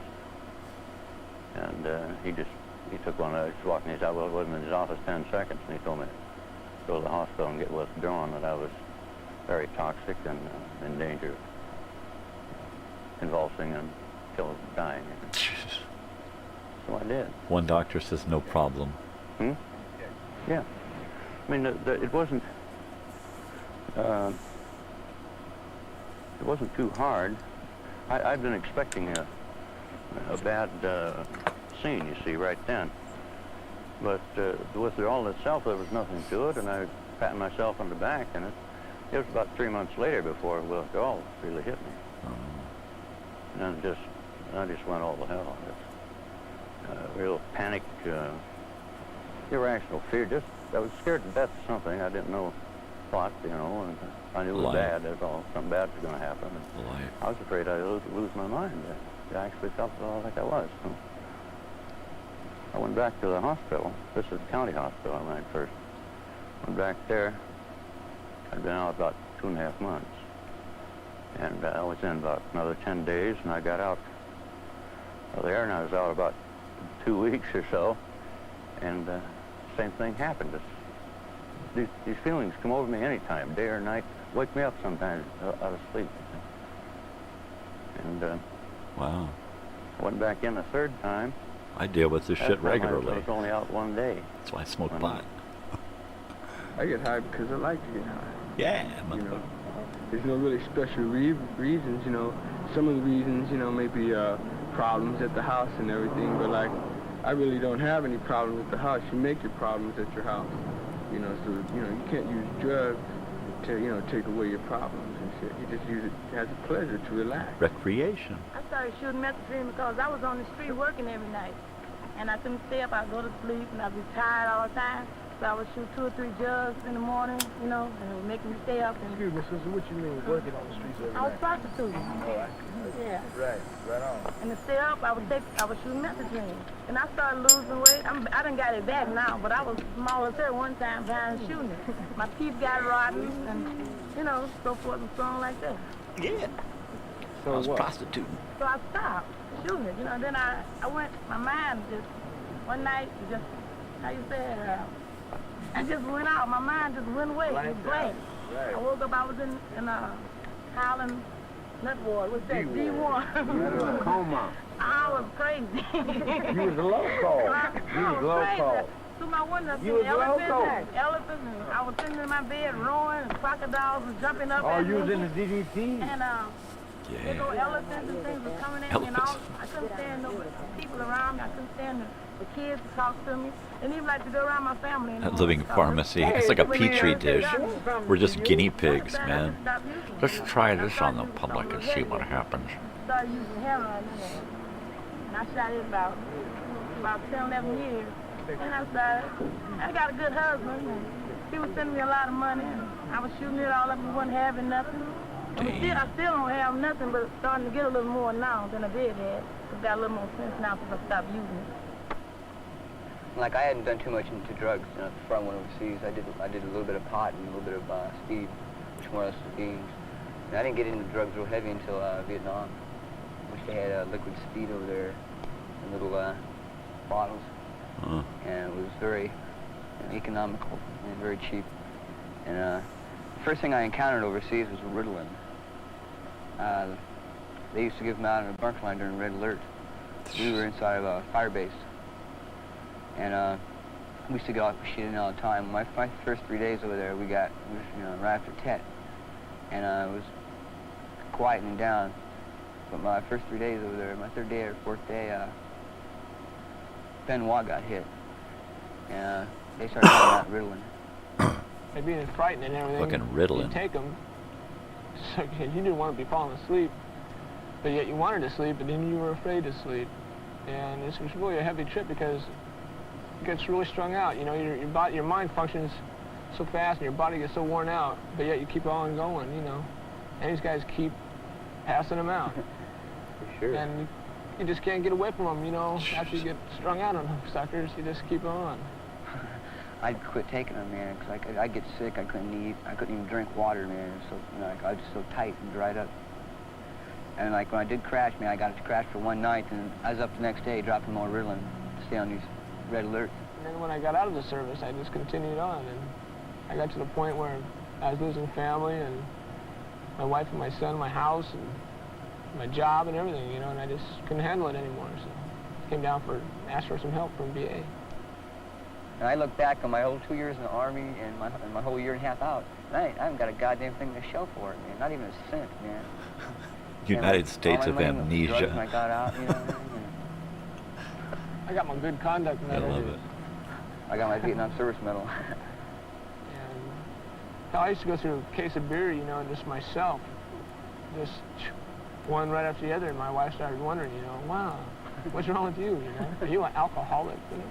But I wouldn't be drunk, you know. She goes, sure, consuming a lot, you know. And I said, yeah, okay. And then I start coming down between the alcohol and the barbs. I'd just flip out, you know, get really violent type. And I didn't mean to, but it was just the idea of your head being spaced. And the really thing that really, I think, scared me the most, though, was, like, I'd forget everything, you know, a lot. I wouldn't know, you know, what the hell I did the day before, and And all I could just think of is, wow, where am I going to get my next, you know, bunch of beans so I can party, you know, and drink. But the reason why I came here, though, is just I saw myself in the past 3 years. I just, like, flashed back to my whole life. And I was losing everything that I've worked for. And actually, my wife, her and I talked, and she was getting a divorce, and I have a son 3 years old. And I'm getting to be 25 years old, and I haven't been going anywhere, you know. I was dropping dexedrine and bennies and methadone in the beginning, and the tension and anxiety produced by the stimulant made me want to come down in a day or 2 days, however long it took, and I started taking barbiturates to come down. And then I started shooting speed, and got to be pretty heavy, so I started taking more barbs, and then I started shooting barbs. Jesus. You know? Oh, I'd never do less than 3 to start with. As my tolerance went up, I did up to 10 or 12 at a time. Shooting that many reds, 10, you naturally fall out for a period of 10 minutes to a half an hour. You get up, you're groggy, uncoordinated, generally screwed around, and shoot some more. You shoot that many barbiturates, you fall out.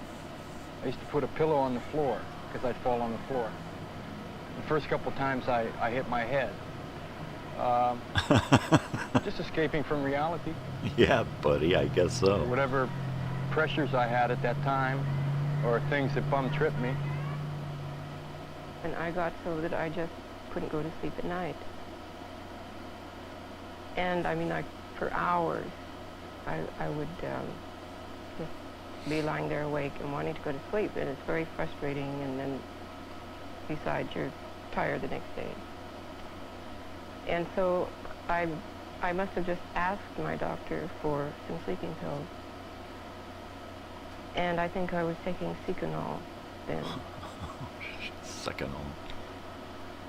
So that helped, but the only trouble was that after a while, I found that one wasn't enough, and I had to take 2. Well, first thing, went to Redwood Park with a partner of mine, and I got 10 reds, 10 Mexican reds up there, and I did all 10 of them. Jesus. And then my partner copped another bag, and we were handing them back and forth. And then my partner handed me 4 of these giant-sized number 3 caps, like mescaline caps, big ones, full, really have 40 Seconal, pure Seconal. And I did all 4 of them, and I thought maybe they were equal to the capacity of, say, maybe 2 or 3 reds a hit, you know? But they were equal to 5 or 6 reds a hit. And like they dropped me off at my house, and my car was parked in the driveway, and I looked, and it wasn't there. And I start running, I go, son of a bitch, someone stole my car, man. I wham, right into it. You're so loaded, you don't know what you're doing, Rick. Actually, it's the other stuff talking, you know. You don't think that, you think that you're doing the talking, but, you know, like the next day, you say, oh, did I do that? Did I do that?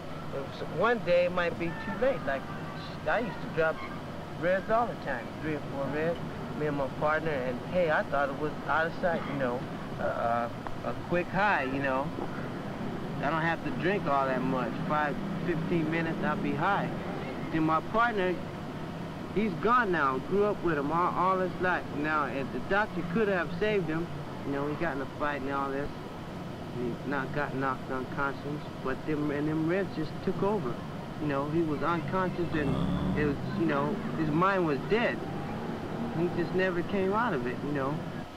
It's just a state of psychosis that I think the drug,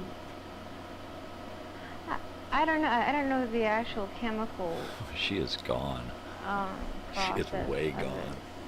But I heard that the alcohol, it takes something like a year to 2 years to just it filter out of the system. It's going to take longer than that for you, lady. It takes longer than stuff to just completely get rid of it. The nerve endings have to grow back in all their insulation. And that while kicking in isn't as immediately as hard, the process of regaining, nice blouse. You know, your full components, have everything going, and it's a long, long thing. But I don't worry about having sleeping pills in the house as far as one of the children taking them, because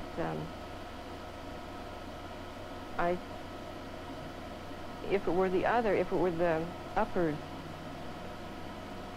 I can see how they might hear about it and be interested. But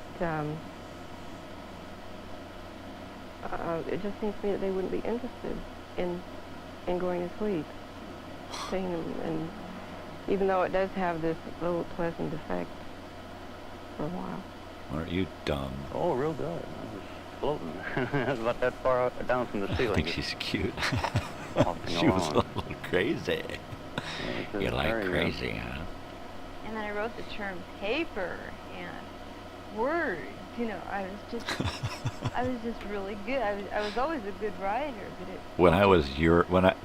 When you were born, about the time you were born, I had known so many people like this by then. I grew up around people like this. Oh, like if you know. I went to school like with people like this. For a chick, and it's hard to come out when you're straight. You know what I mean? But you can say it when you're loaded. You don't give a damn, man. Before we got out of bed in the morning, we had this tray that lowered from the She's ceiling. boozing. You know, you wake up, you get off. Coke and get out of bed, Everclear. And then, like, anything you had to do, you had to get off before you did it. Yeah, and like, you gotta get out, you know, man. dark, gloomy, and nothing, you know, happening. I say to myself, well, you know, maybe I'll drop a few goofers, you know, and get loaded, Goofers. you know, walk around and wobble for a while. Laughers. I had a second prescription of diet pills. Yeah, after the first. Same trip. What happened there? Did you try them again? Yeah, they were different colors. And I told him that the other ones, I couldn't sleep. And so he said, all right, here's another one. These will be fine. Same trip, exactly. Only this time I only took 1.5 pills before I knew. Again, I gave them to my daughter, not to waste money. Not to waste money. And I really don't know what happened to her, but when I think that how I just gave those things to a youngster, well, she was about 16 at the time. Jesus. That if I'd known that those things were so bad or habit for me, I would have flushed them down the toilet. Instead, you addicted your daughter. Wow. A film by Bartram Cummings.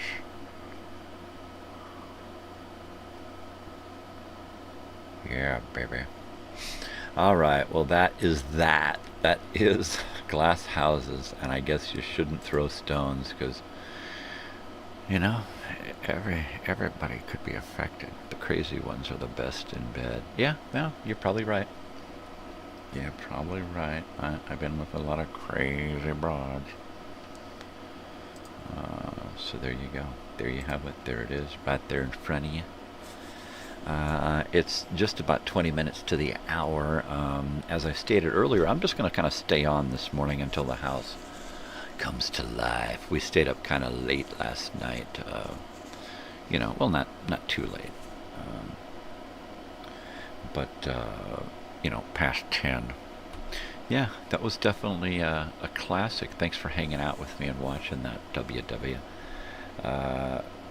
I like these old educational films. My channel is just littered with them. You go to the Monday Movie Memories playlist, and there's hundreds of educational films. Just hundreds. And they're so much fun. They are so much fun and very educational and very entertaining. And they're like little time trips, you know, a little time journey. I love it when you're like in their house and you can see all of the stuff around them, you know. When they're in a spot in their house that's like this, and you can see all of the little knickknacks and trinkets and the stereo and the TV, and I really get into that. If someone were to if I went over to someone's house and they were to put on an old 1970s porno movie, I would be glued to the TV watching the background, watching the scenes, the sets, what they're wearing. Look at the shoes, look at those corduroy bell bottoms. You know, look at that stereo, dude. I got that 8-track. I got that 8-track player. That's what I would be doing, you know, just because I love the time adventure, and especially old low-budget independent movies back then in the 70s. They just went into somebody's house and set up a camera, so you really get the feel of, you know, that era.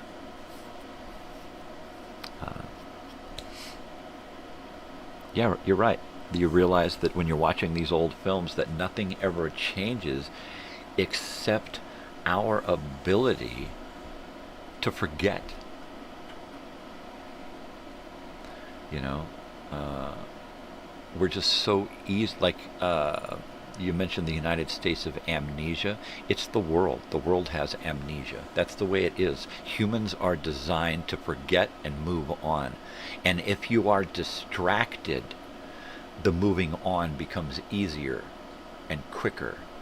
And it's just so easy to move on and change and then be refocused on something else, you know, and they are constantly doing it to us, you know, redirecting us and refocusing us and getting us to look over there. Over where? And then something happens and we look back and it's like, wasn't there something there? I could remember, maybe, I think there was a building there or something.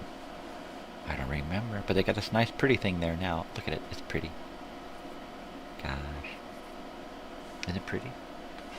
I don't remember what was there, but what's there now is really cool. Right? Yeah. Totally. Oh, Miriam. Miriam, my secretary. The photograph on my desk.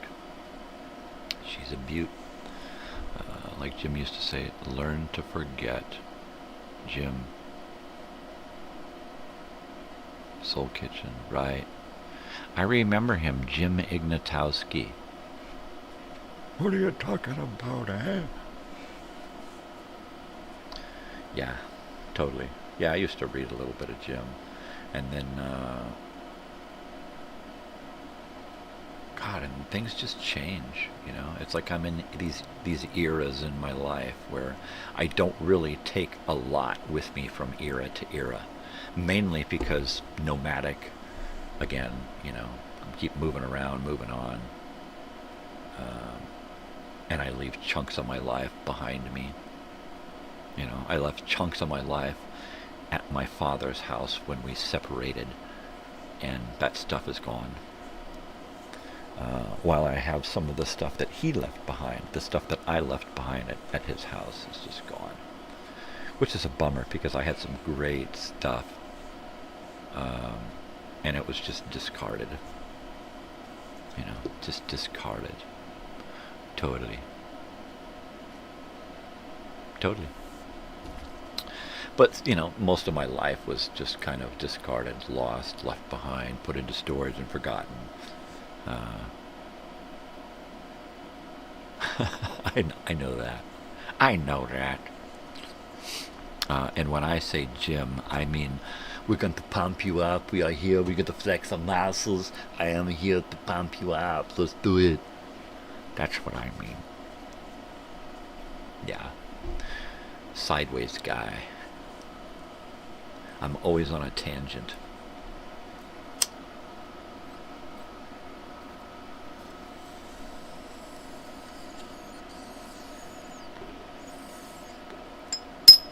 Yeah, totally. Well, so the movies of the day, or the movie of the week, is Jaws. Jaws, baby. So, you get a chance, watch Jaws. Jars. Melodies, album of the day, Tatsuro Yamashita, sorry. Tatsuro Yamashita. And then I picked out some more great stuff that Joey sent that I'm going to put on and hang out with this week. So there you go. Morrison is gold, man. Yeah, back in the 90s, after that Doors movie came out, I immersed myself into the Doors anew and did a lot of headphones and walking around with tapes on my side, doing one of these, what do you call it? One of these Walkmans, one of these Sony, this is a Sony Walkman TV weather cassette player. So I would put one of these puppies on and pop in some doors. And then I also had some great books. And there was probably about, I don't know, 4 years between Jerry Garcia passing and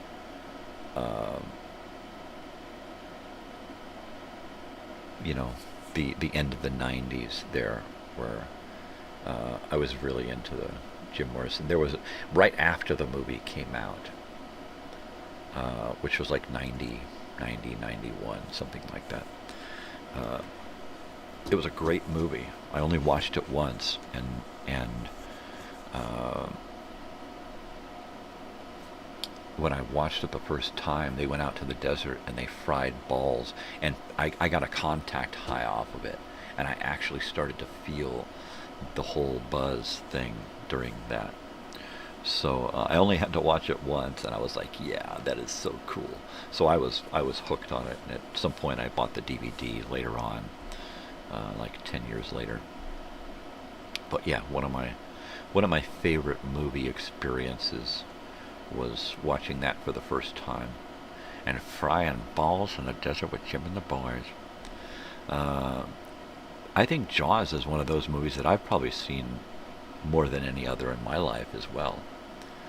It was always on television, and I saw part 2 in the theater in Lake Elsinore back in 78, 79, and it was crazy scary. So much so that I didn't want to go into the lake. And I like that one. That one's mine because of the kids. It's the kids' movie. It's got all the different age group of teenagers in that. So I really dig number 2. And then I like number 3. Number 3 is good. It came out in 3D in the theaters, and it was really funny, right? Because there's a lot of action in there that's designed to poke out at you in 3D, right?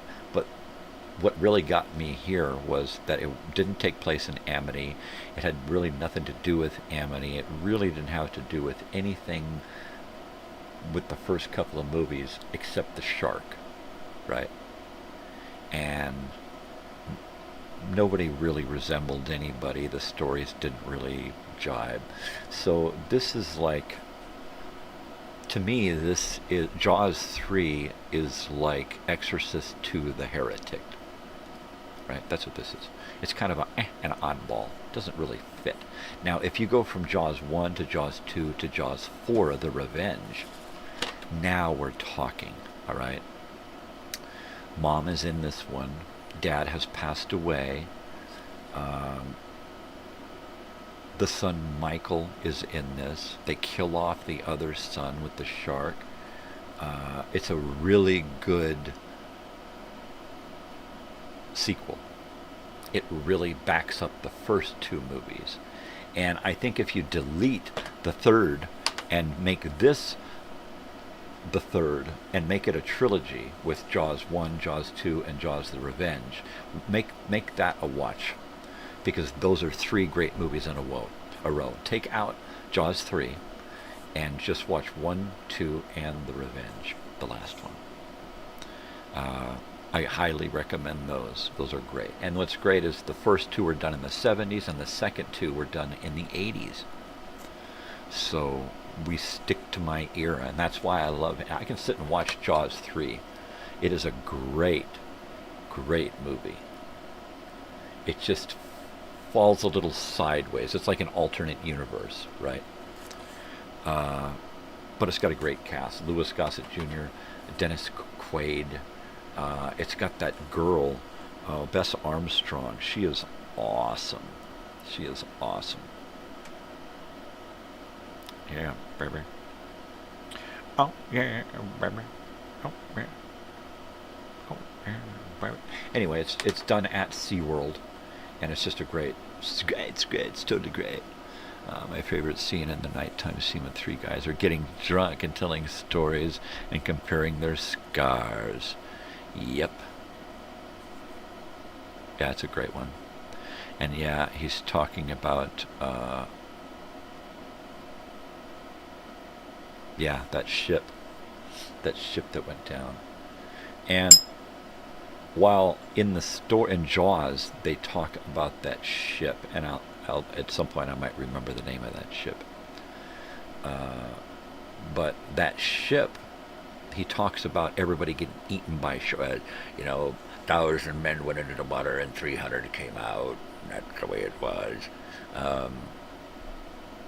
It wasn't really though the sharks did get a few people and dead bodies. Most of the guys that went into the water died of injuries they suffered during the accident or during the explosions and whatnot, and to exposure. And then, so the sharks were there, and they were, but for the most part, the sharks were just feeding on what was left, what was already dead. So the sharks do get kind of a bad rap for that. But plays a great scene in that. And, that's one of those scenes that came about because they had to keep putting in extra stuff because they do a scene and, okay, where's the shark? The shark's malfunctioning. Fuck. And, the shark comes he's chumming the water, the shark comes out of the water, and he's like, we got to get a bigger boat, right? That would not have happened had the shark been working. That only happened because it was the first time they got that fucking thing to work, right? And that's why there's so much suspense in the movie. The best thing to happen to that movie was the malfunction of that fucking shark, because it gave it more intense suspense. It was really heavy. Oh, where's that fucking shark? Look, there it is. And you just see a little bit of it, or it would just pop up at the end, right? And they just fucking chow down on Quint. Oh, man. Oh.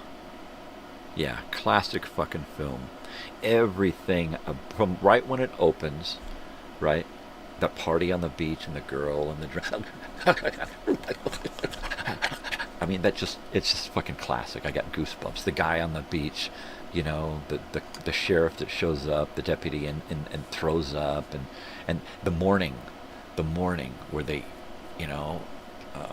why is there sunlight coming in this window? Because we bought the house in the spring or the fall or something, and it's like now it's summer and there's fucking sun pouring in this window, and all the little things along the way with the family and the house and the kid and everything is just, it's so Spielberg. You watch the Spielberg 70s and 80s movies, and when you're in the house with the family and there's stuff around, and it's just done so well, it feels so real. And he didn't do that again for so many years until he got to like Super 8. Super 8 recaptures that magic that he had back in the 70s. That's what I love about Super 8. And they're trying to listen to the humpback whales singing, right? Totally. I went whale watching in the 6th grade in Temecula, California. I got to take a bus with all the other kids out to Catalina. We went out to the port of like Los Angeles. I think it was in Long Beach. And we got on a big giant boat and we went all the way out to Catalina. And then we went to Catalina, got to walk around there, and then went out on another boat and went whale watching, and then came back and took a bus home. But that was really weird. One of the few field trips that I got to go on. And I just remember the entire day I was completely alone. I was surrounded by so many people, but I was completely alone. And that was it. Completely alone. I remember the whales. I remember the ship. I remember the wind, the water, the spray, the smell. I remember the island. I remember kids getting sick. I had been on the water a lot because we had gone to Lake Havasu a lot, doing this on the water on a big pontoon boat. So I was used to bouncing around in the water. Because some kids are just yakking up everything. You shouldn't have fed that kid. But yeah, we went whale watching, and that was pretty cool. Get to see the whales, and you go out past the buoy markers, and see the big sea lions, California sea lions there, sunbathing. Very cool stuff. Very cool stuff. I took another field trip down to Balboa Park in San Diego, where they had the museums and right next to the zoo and all of that stuff down there, and that was pretty cool. Once again, I was completely alone. It was me and my bagged lunch and all of this history in the museums. So I enjoyed it. I mean, I wasn't distracted by somebody going, "Hey man, let's go over and do this." So I was just me and all of this history, you know. So I loved field trips, even though I wasn't buddied with anybody. If I was buddied with anybody, it was a teacher or somebody, a parent or something, and then I was just left behind because they didn't want to hold my hand. They didn't want to deal with me because I was different. So they would just kind of ignore me, pretend to care about me for a little while, and then I'd look up and they'd be gone, right? Sometimes I would get to the bus late because I wasn't with the group, right?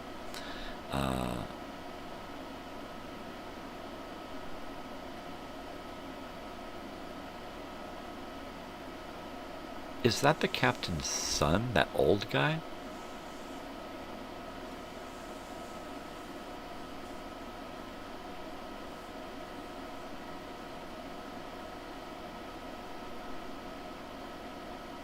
Oh, yeah.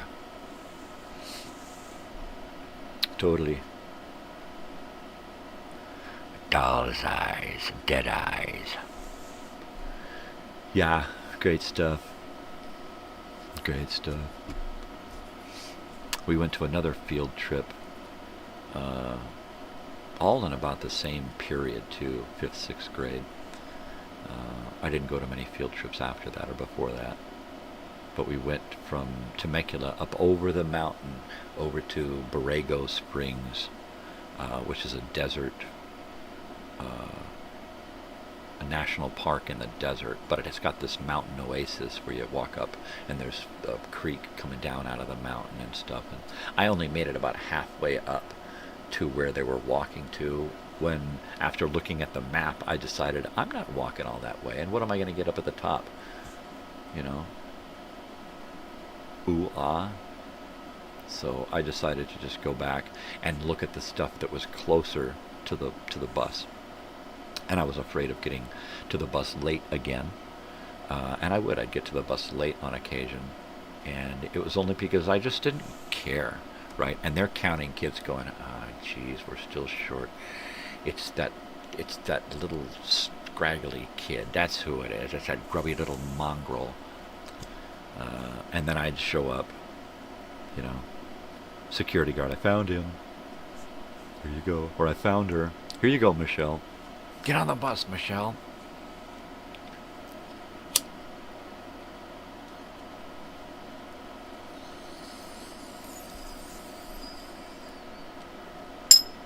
Every year, once or twice a year, when I would get to a new school, I would go into class, and the teacher would read my name and look at me and go, it must be Michelle. And this is our new student, Michelle. And of course I got long hair and don't really have any, you know. So, I mean, I did look a little bit feminine when I was younger. Just because I was cute, you know. And so I would walk in and they would say, here's Michelle, a new student, and people would giggle because they knew I was a boy. And so, of course, they took it as a signal that it was okay to giggle because the teacher was making the joke. Here's Michelle, right? The teacher's making the joke, so it became okay. Roy Scheider's character and the little kid. Oh, yeah. Yeah. Imitating. I thought you said intimidating, right? They're intimidating each other. Punk. What are you talking about? Yeah, that's a great scene. That is a great scene.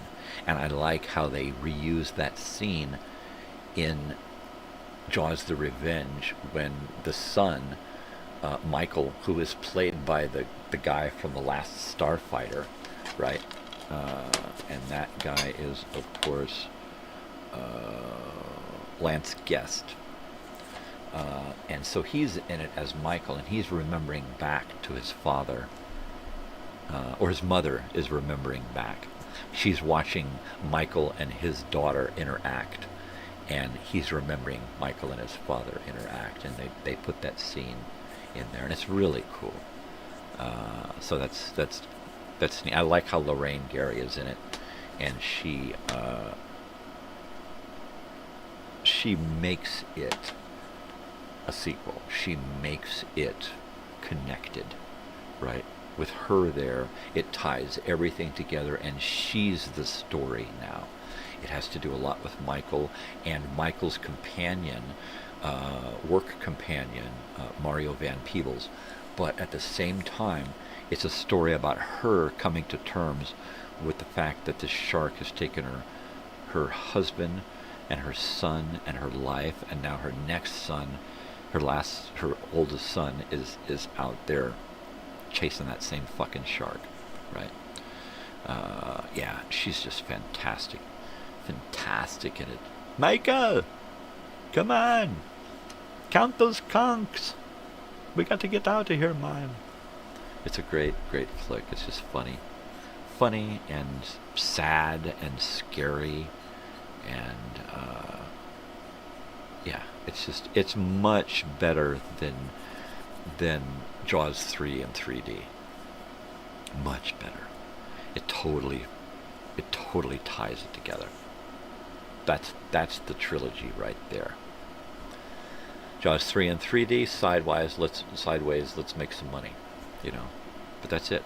Well, it's after 7, but we're just gonna keep going. Keep going till I hear some noise, hear some footsteps, some coffee, some water, something moving. Yeah, all of these, the original 1970s and 80s Jaws films, they need to leave it alone. Don't reboot it. Don't do any of that shit. Doesn't need a sequel. All right, it just needs to be left alone. That's it. Just leave it alone.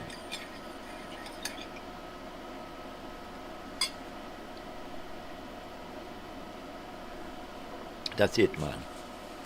All I'm going to say about that, man. Did you watch the video Time Machine? Did you get to see that Jonathan Winters Showtime special? Is that what it was, Showtime? That was pretty cool. Yeah. Little Connie Francis at the end there. Doing this video Time Machines is really fun, but at the same time, it's every once in a while it's a little painful, right? And I try to pay homage to some of those people who have recently passed away. You know, every once in a while I get to say, hey, you know, I remember this, and man, it gives me feelings. Jaws 5, The Reckoning, is that what it is? There's no such thing, is there? You're just pulling my chain. You're just flushing my toilet. Not that kind of chain.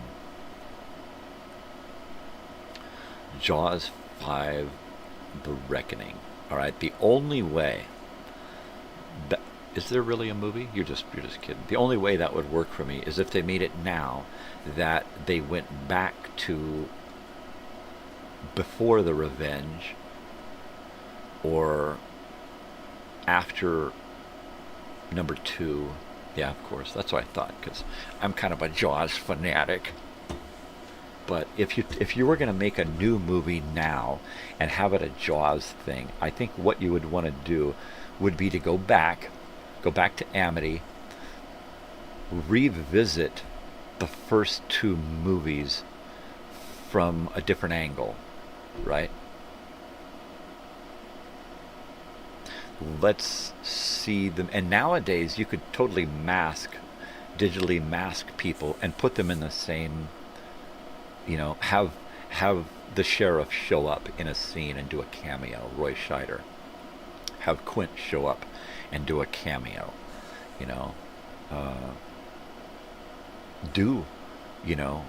use Lance Guest as Michael, right? And have him as maybe 1, 2, and then 3, right? In between the 3D and the Revenge, and have Lance Guest in there masked to make him look younger, right? And have the story a little bit about Jaws 6, The Return. Yeah. I mean, so for me, I could see it, but it would have to be completely thrown back, right? Completely thrown back. Like, that movie, Dark Shadows, about the series, where they use the series and they use that time period and the characters and everything, and they just kind of reinvent it, but they still stay in that time period. I'm glad they didn't do Dark Shadows 2025 or 2010 or whenever it was that movie came out, right? That would have been ridiculous. But thanks to, the madness of Depp and Burton, Burton and Depp, all those guys, it's just great. It's a beautiful period picture, right? Jaws 7, Happy Teeth, right? Jaws 8, the regurgitation, Jaws 9, the autopsy. Totally.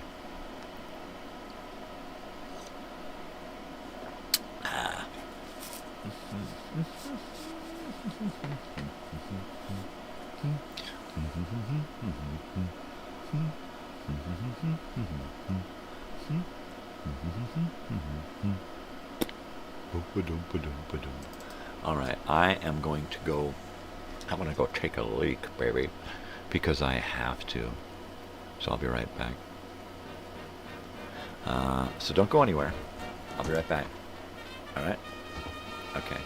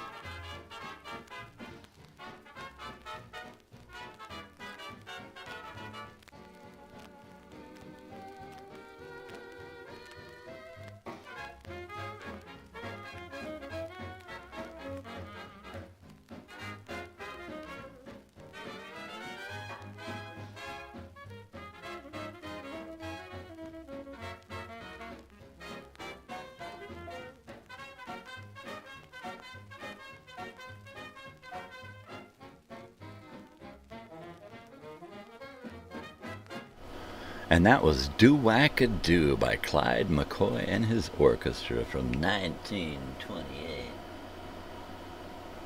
How's about that? That's my theme song. So I thought I'd share that with you. That's my I'm out of the office taking a leak song. So I feel much better. I could go on for another couple of hours now. I could. And we'll see, unless my wife comes screaming out the room. Why didn't you wake me up, you fucker? Sleep, sleep, sleep. Hey, if the dogs ain't waking up, then sleep. Right? Let them sleep, baby. Sleep on. Totally. So let's see, I've got a list of stuff from last week's show that I have to research and to check out.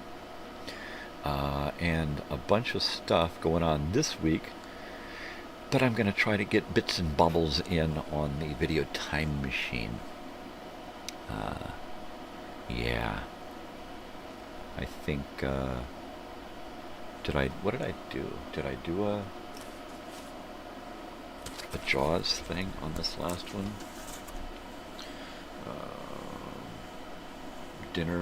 Diner, Kroll, Hanky Panky, One Flew Over the Cuckoo's Nest. Those were my trailers on the... And some more great commercials. Man, I can just find some great commercials.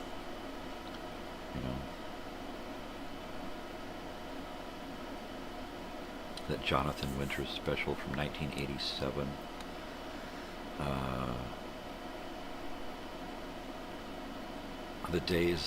The Dog Days of Arthur Crane, which is another great short about kids.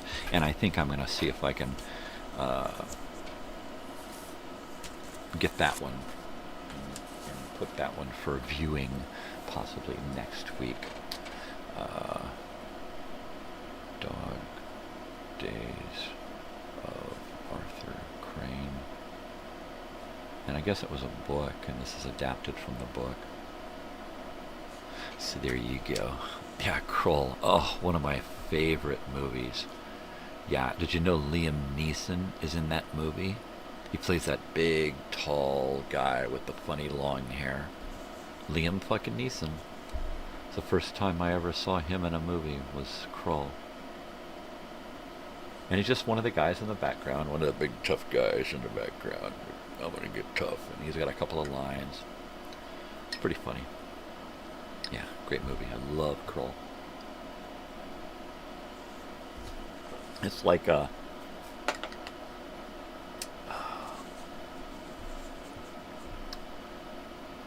Dragon Slayer, right? That's another great one that's kind of like that era. But it's also like The Last Starfighter, too. Or Battle Beyond the Stars, right? Where they gotta go out on a quest.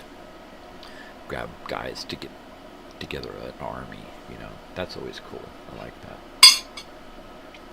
One of them old style adventure movies, like Firewalker. Firewalker. That's a hilarious movie. That would be Louis Gossett Jr. and Chuck Norris. Firewalker. There is a silly fucking movie. Just really hilarious. Louis Gossett Jr. has got to downplay his own acting just so that Chuck Norris looks like he knows what he's doing acting-wise. And for Chuck Norris, the movie is all physical. He just keeps every scene, he does something physical to make up for his acting disability, if you will. Yeah. Is it knowledge you seek? Totally, man. Them swamp lizards, man. Or swamp wizards. Watch out for them swamp wizards. Or like, no may pass. It's only a flesh wound. I've taken all of your limbs. Yeah, that's another great one. The Holy Grail. I remember seeing The Holy Grail on HBO back in the day, in the 80s. hanging out with friends late at night, just fucking laughing, right? Just watching it over and over and over and just fucking, yeah, Monty Python. Another one of my favorite movies of that realm was Time Bandits. Time Bandits is one of those weird period type pieces. Time traveling adventure. Time Bandits, man, what a great fucking movie. And that was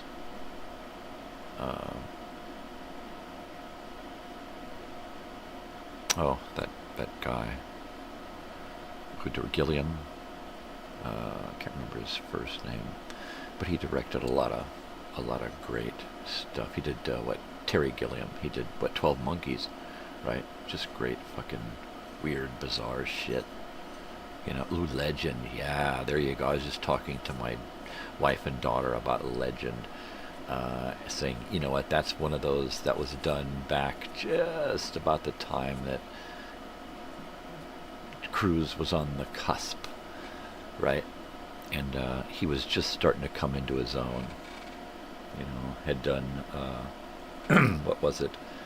That South of the Border movie, right? With Jackie Earle Haley and Shelley Long. Losing It. Yeah, Terry Gilliam. There you go. Losing It, right? And then right after that, he did Risky Business. And if you look at his teeth between Losing It and Risky Business, he gets a full cap job. He gets his teeth done, which, because in Risky Business, it's all about that smile, that winning smile that he has. So he totally gets his teeth fixed for Risky Business, which is a good movie. Great movie, in fact.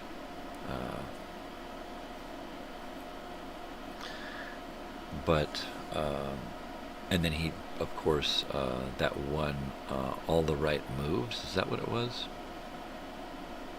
Top Gun? Yeah, see, in the 90s, by the time the 90s hits, right, and what Top Gun is like, what, 87 or 88, something like that. I remember because I saw that one in the theater with my friend's family who I was staying with at the time. So it would have to be around 87, 88. But yeah, I really liked that one. What was it?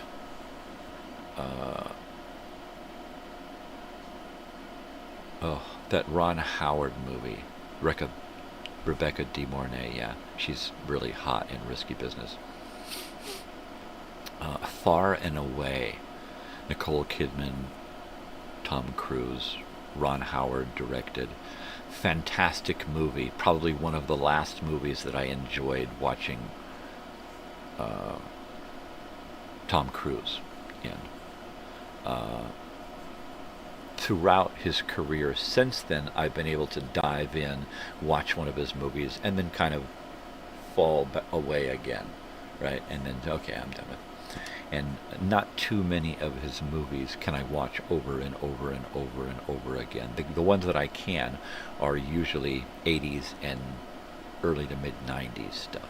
After that, it uninterests me. Once once actors and actresses reach a certain celebrity and a certain diva status, almost, they change. Their acting changes. Their roles change, you know. I'd love to see Tom Hanks in something where he's squinty-eyed and laughs and does really funny slapstick, right? Because the stuff that he does, I mean, the only thing that I've seen in the last 20 years, I guess, that I've enjoyed from him is that six something, where he lives in 6 time periods, right? Interview with a Vampire. That's another one that I just love that is right when me and Cruz are on the way out, right? That's one of those where it's like, okay, everything after these really great 80s and early 90s movies that comes along, it's like fewer of them interest me. And then we get to a point to where it's just like, I can't watch any of the Mission Impossible movies. I just can't. I mean, you know, it's the mission is to get your money. That's it. That's the only mission, you know. And I just can't watch them. They just keep, you know. I like the actors. I even like some of the stories once, and then that's all right. I don't need to revisit this. I don't need to watch, you know, Fast and Furious 29. I just don't, right? The only Fast and Furious movie that I like is Tokyo Drift, the one that has nothing to do with the franchise. That's the one that I like, you know. I like that one. I like that guy, the kid, and I like the movie, and I like the whole Tokyo thing, right? That's it. That's the only Fast and Furious movie I like. Weird. But true. At least I'm honest. I may be annoying, but I'm honest. You know? That's the way it is. Yeah, I love Interview, as we used to call it. Yeah, man, let's watch Interview. A lot of my friends back then were really into Anne Rice, and this is the one that did it for them. So I had all of my friends reading Anne Rice novels, and I was not a reader. I like to watch TV, movies, and listen to old time radio. So that's where I was at, and if I wasn't doing that, I was playing a video game. Reading, not so much. I did some reading in the early 90s, and then, seriously, and then most recently in the last 10 years. But I'm not a reader. I'm just not a reader. I have a book picked out here that I'm going to take camping with me, and that'll be,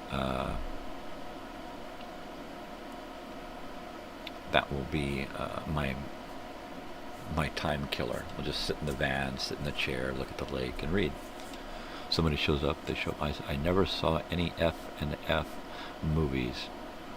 Not my thing. Yeah, you know what? Fast and Furious is just...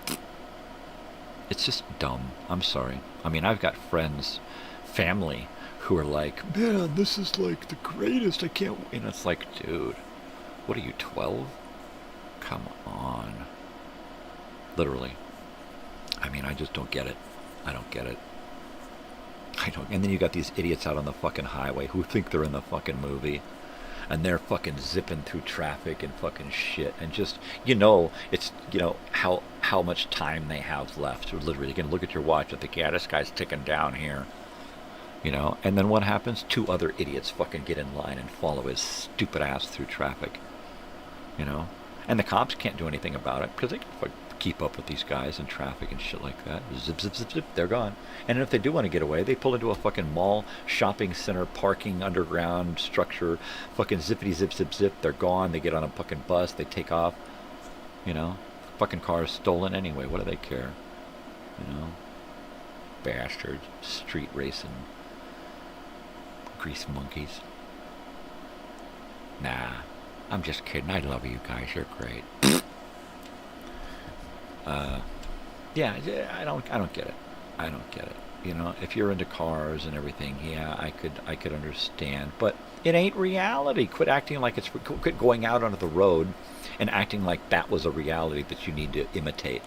Because it ain't reality, man. It's a fucking movie. And, you know, just like you can see...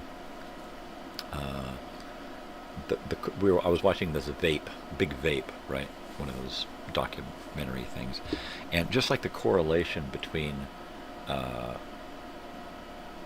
like childhood tobacco usage coming down, and then all of a sudden they introduce the vape, and then all of a sudden tobacco usage is going way up all of a sudden with kids, right? And they had just gotten it to where kids are like, ew, tobacco grows, and now all of a sudden, boom, they're doing it right? And it's just, you know, there's a huge correlation there between, you know, introducing these movies with all of this influence and the younger generations picking up on this and then adopting that as their way of life, you know. And you see that so often, hip-hop, you see it with auto racing, you know, you see it with MMA stuff, you know, parkour. You just see all of these weird things that kids see in the media, and they just grab onto it because they got nothing going on in their personal life, you know, and it's either that or politics or religion, you know, so they jump onto fucking parkour and get into that, and then that's their whole fucking life, you know, and their mom is like, oh my God, I don't want to have to deal with another hospital stay, you know, he's broken fucking so many bones doing this, you know, and it's like, it's just the way it is, you know. I think that with a lot of this, like parkour and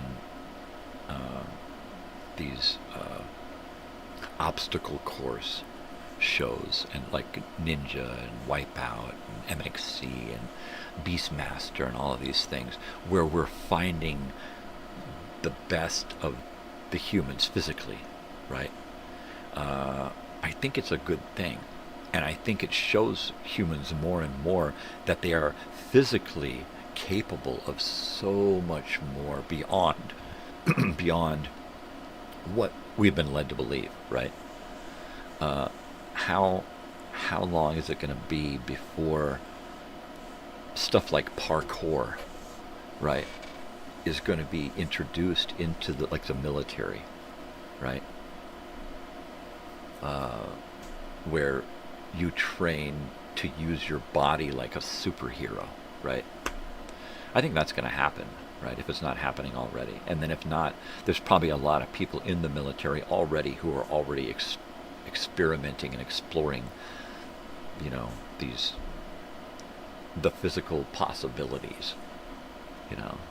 And then if we were to like take that concept and then get into the mind, right, and see what the mind is capable of, and the spirit, and our own energy, right, and then expand on that like you would, say, parkour.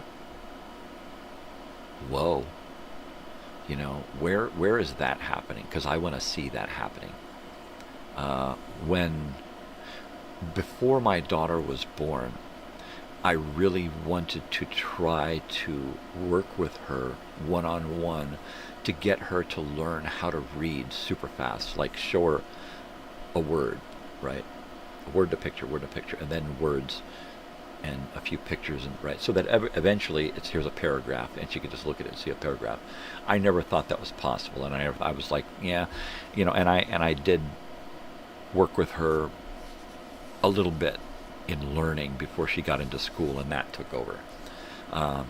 When she was first born, I was on antidepressants all the time and working all of the time, so I didn't really have a chance to explore that. But wouldn't you know it, the other day, just out of the blue, I showed my daughter something, and it was a caption on my phone of a photograph and then like a paragraph below it, right? And I showed it to her, and she looked at it, glanced down at the paragraph, and handed it to me. And I said, "Didn't you read it?" And she said, "Yeah, I read it." And I went, "Holy shit, you did it." On her own, she did it. She got, because of school and having to learn stuff super fast and read a lot, she's gotten to where she can look at something and skim through it really quick and actually remember what the fuck she just looked at, which is really cool. You know, it doesn't work for long term, but it works great for short term, you know. But I was just amazed that she has that ability to just look at something and read it, boom, with just a glance, and read everything that's there, you know. And I was like, really? She's like, yeah, look, there you go. There you go. That's what it said. Crazy. It's crazy. So I was really, really happy the other day when that happened. It was one of those weird father-daughter moments, right? unfortunately, she's affected by my insomnia more and more, mainly because of school and her odd hours and stuff, but she stays up late now, more because of insomnia, and then gets to sleep late, and then gets up early and doesn't sleep great, and it's already starting to hit her. And I apologized to her, so I'm sorry that my DNA has screwed you over, but yeah, there you go. But she's got that insomnia thing, and she explained it like she just can't turn her head off, her mind won't shut off, you know. And I said that's exactly why I don't sleep at night solid, where I'm in bed and I'm asleep, but I remember every single movement I make. I remember every time I look at the clock, every time I roll over and adjust my pillows. I'm wide awake during all of it, so that it's very difficult to get back to sleep. Got up to take a leak this morning at 3 in the morning, and I could not get back to sleep. My brain just wouldn't shut off. As much as I tried to empty my brain, control my breathing, nope, every little thing. The dog would twitch. My wife would, you know, I would hear a car go by out. Every little stupid little thing would just fuck with me. Yeah. It's kind of a bummer. I've learned to just deal with it. You know, I've learned to just deal with it. It's hard to get to sleep. It's hard to stay asleep. And sometimes it's hard to wake up because you just didn't get enough fucking sleep. Eh. It is what it is. Women and girls don't sleep as well as men do on the whole. I believe that. I totally believe that. But then again, my wife, she goes to bed, she's out within minutes. I mean, literally, honey, wake up, honey, gone. And she'll stay asleep for 10, 12 hours if she wants to. I can't do that. I even if I'm exhausted and dead on my feet, I can't do that. 6 hours tops. I got to get up, take a leak, move around, eat something, get high, and then maybe lay back down for another couple hours. That's it. That's all I can do. My daughter does sleep. When she sleeps, she'll sleep 8, 10 hours. 12 hours if she wants to, if she's exhausted, been out partying or something. But if she isn't able to shut her brain off, she winds up just not sleeping, and not sleeping well, and it's hard to get to sleep. And so I'm working with her to kind of coax her into a better way of better sleeping habits, right? A better way to get there. So relaxation techniques. I want to get her a box to put her phone in, so she doesn't have that signals and stuff bugging her. You know, an anti-phone signal box. Put it in there and it's off the grid. Something like that. Sounds to sleep with. Sounds to go to sleep with. With me, it's a movie. I put on a movie, and if it's a sleeping pill movie, I am out. If it's a movie that I have in my repertoire designed specifically to help me go to sleep, I put it on and I'm gone. I am gone. Last night it was Dragnet. During the first hour of Dragnet, I slept. It's like 5 minutes in, I'm out. I slept, I got up, had to take a leak before it was over. Just before it got over. So I put something else on. The Bee Movie, Jerry Seinfeld. Put that on. You know, yellow, black, yellow, black, yellow, black. Ooh, black and yellow. Yeah, let's shake things. I'm gone. And timer, and I'm out. As I've gotten older, I don't sleep as well as I used to either. Yeah, it just... Sleeping and me, we're just... With me, it has a lot to do with pain and discomfort, as well as my lifelong bout of insomnia.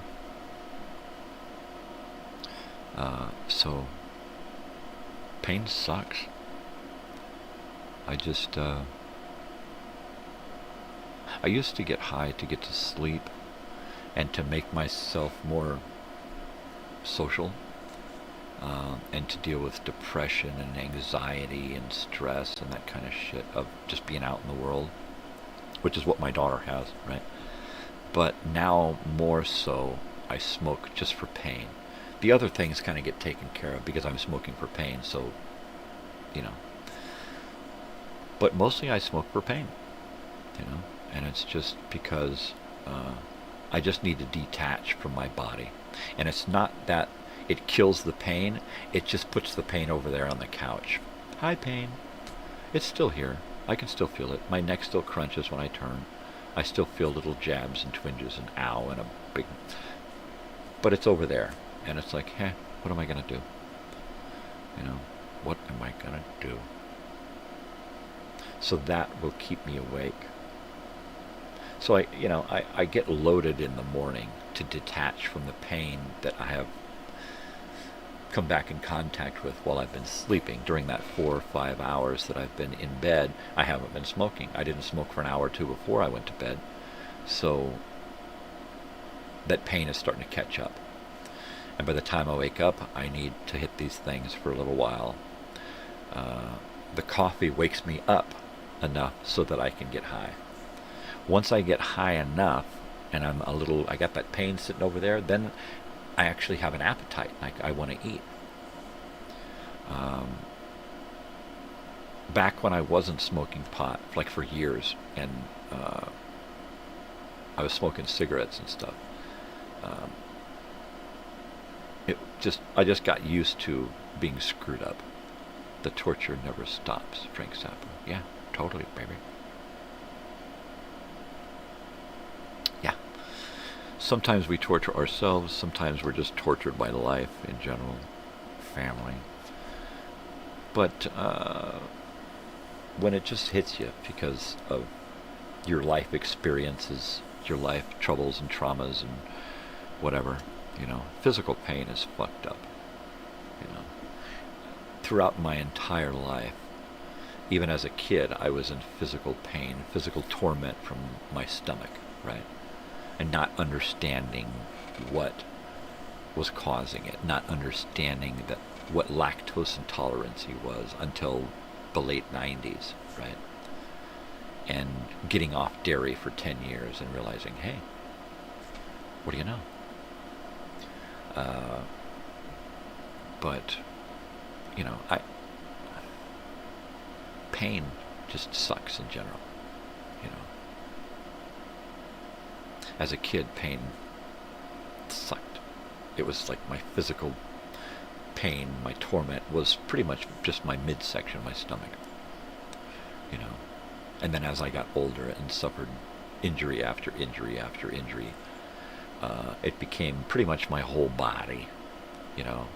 And then the human body is a filter, so I just constantly filtering out carcinogens from food and the environment, which, you know, you can't change that filter. So if you don't detox enough, you wind up just getting sick, you know.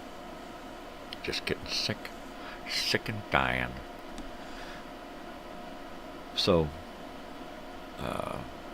the moral of the story is, when you're young, take care of yourself mentally, emotionally, physically, spiritually. You have to be well-rounded, right? That's what I'm trying to get to my daughter, is she's working on her brain, right? She's always going to school, so now it's like, okay, you really need to start working on your physicality. And she's like, okay. So she got herself a treadmill, and she's getting used to putting that as part of her stuff. So in the evening sometimes she'll go out 1 in the morning, you know, middle of the night, and that's cool. So now when she can't sleep, I say, look, if you can't sleep, go jog on that thing for an hour, you know, and go take a fucking gummy. That'll you're gone, baby. So, and then I try to remind her, look, if you're going to be out in the world and your hang-up is social anxieties, right? Take a fucking gummy. It worked for me. That's how smoking pot got me through junior high and high school and my 20s and 30s, right? So I told her, look, I never want you to smoke. That's a bad thing. Whether it's pot or cigarettes or fucking cloves or whatever, don't ever smoke, right? But if you want to find a safe way of doing like marijuana, like gummies, you know, you need to explore that avenue. And she has, and she's like, yeah, that works for me. So I'm trying to tell her, look, for me, it's almost like a cure-all. It helps me with so many different things. And if it can be something that will help her recreationally as well as mentally and emotionally, socially, then yeah, go for it. She drinks a little, but, you know, I never want her to get into smoking or popping pills or that kind of stuff, you know. So I constantly give her stories of my own life, and I never try to say, don't ever do this, I just say, hey, you know what, when I was young, this happened. And we went through, so, you know, I wouldn't recommend it. But I try not to force stuff on her, because I know what it was like being her age and having people come along and say, you shouldn't do this, and you shouldn't do this, and this is what you should, I think you should do this, I think you should do this, you should do this, right? She's always coming to me and saying, what do you think I should I do this or that? It's great that my daughter, 20, almost 21 years old, comes to us and says, what do you think about my outfit? You know, should I do this or that? She comes to us for her opinion on things. And I find that really awesome, because I don't see that happening with a lot of, Mom, get out of my room. Well, what are you doing? No, I don't need help. Go on. That's what I see going on. And I think it's cool. I think it's cool. You know, Mom was in there the other day sewing stuff for her outfit for this Saturday. So awesome. You know, it's the family I've always wanted, right? So I'm happy with that. Ow, I did that and my neck. Oh, there it is. My neck is so stiff. I think I sat in one position for too long. Oh. Oh. Okay. That's horrible. Holy crap.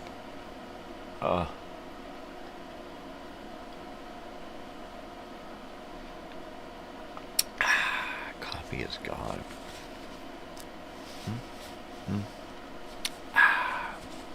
That's it. That's all she wrote. Man.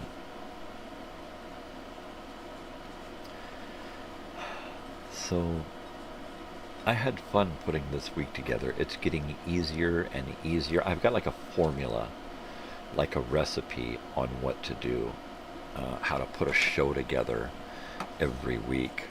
And it all starts with forms. It all starts with clipboards and forms and dates and episode numbers, what music I'm going to play, what movies we're going to talk about. I just make a list of everything. Okay, I need a movie. What movie let's do this. I need some, I go through my albums, I look at radio shows, I go through my channel, go through my file of education films. Yeah, let's party, dude. And I just start writing lists of stuff. Here's my video time machine. It's empty because I haven't done it yet. Usually I don't fill that out and put it in my book until it's in the can. Here is my weekly program guide. This is one that tells me what radio shows and what educational films I've loaded onto my channel. And I keep track of this stuff so that I don't repeat myself. I have a bad thing with repeating myself in memory.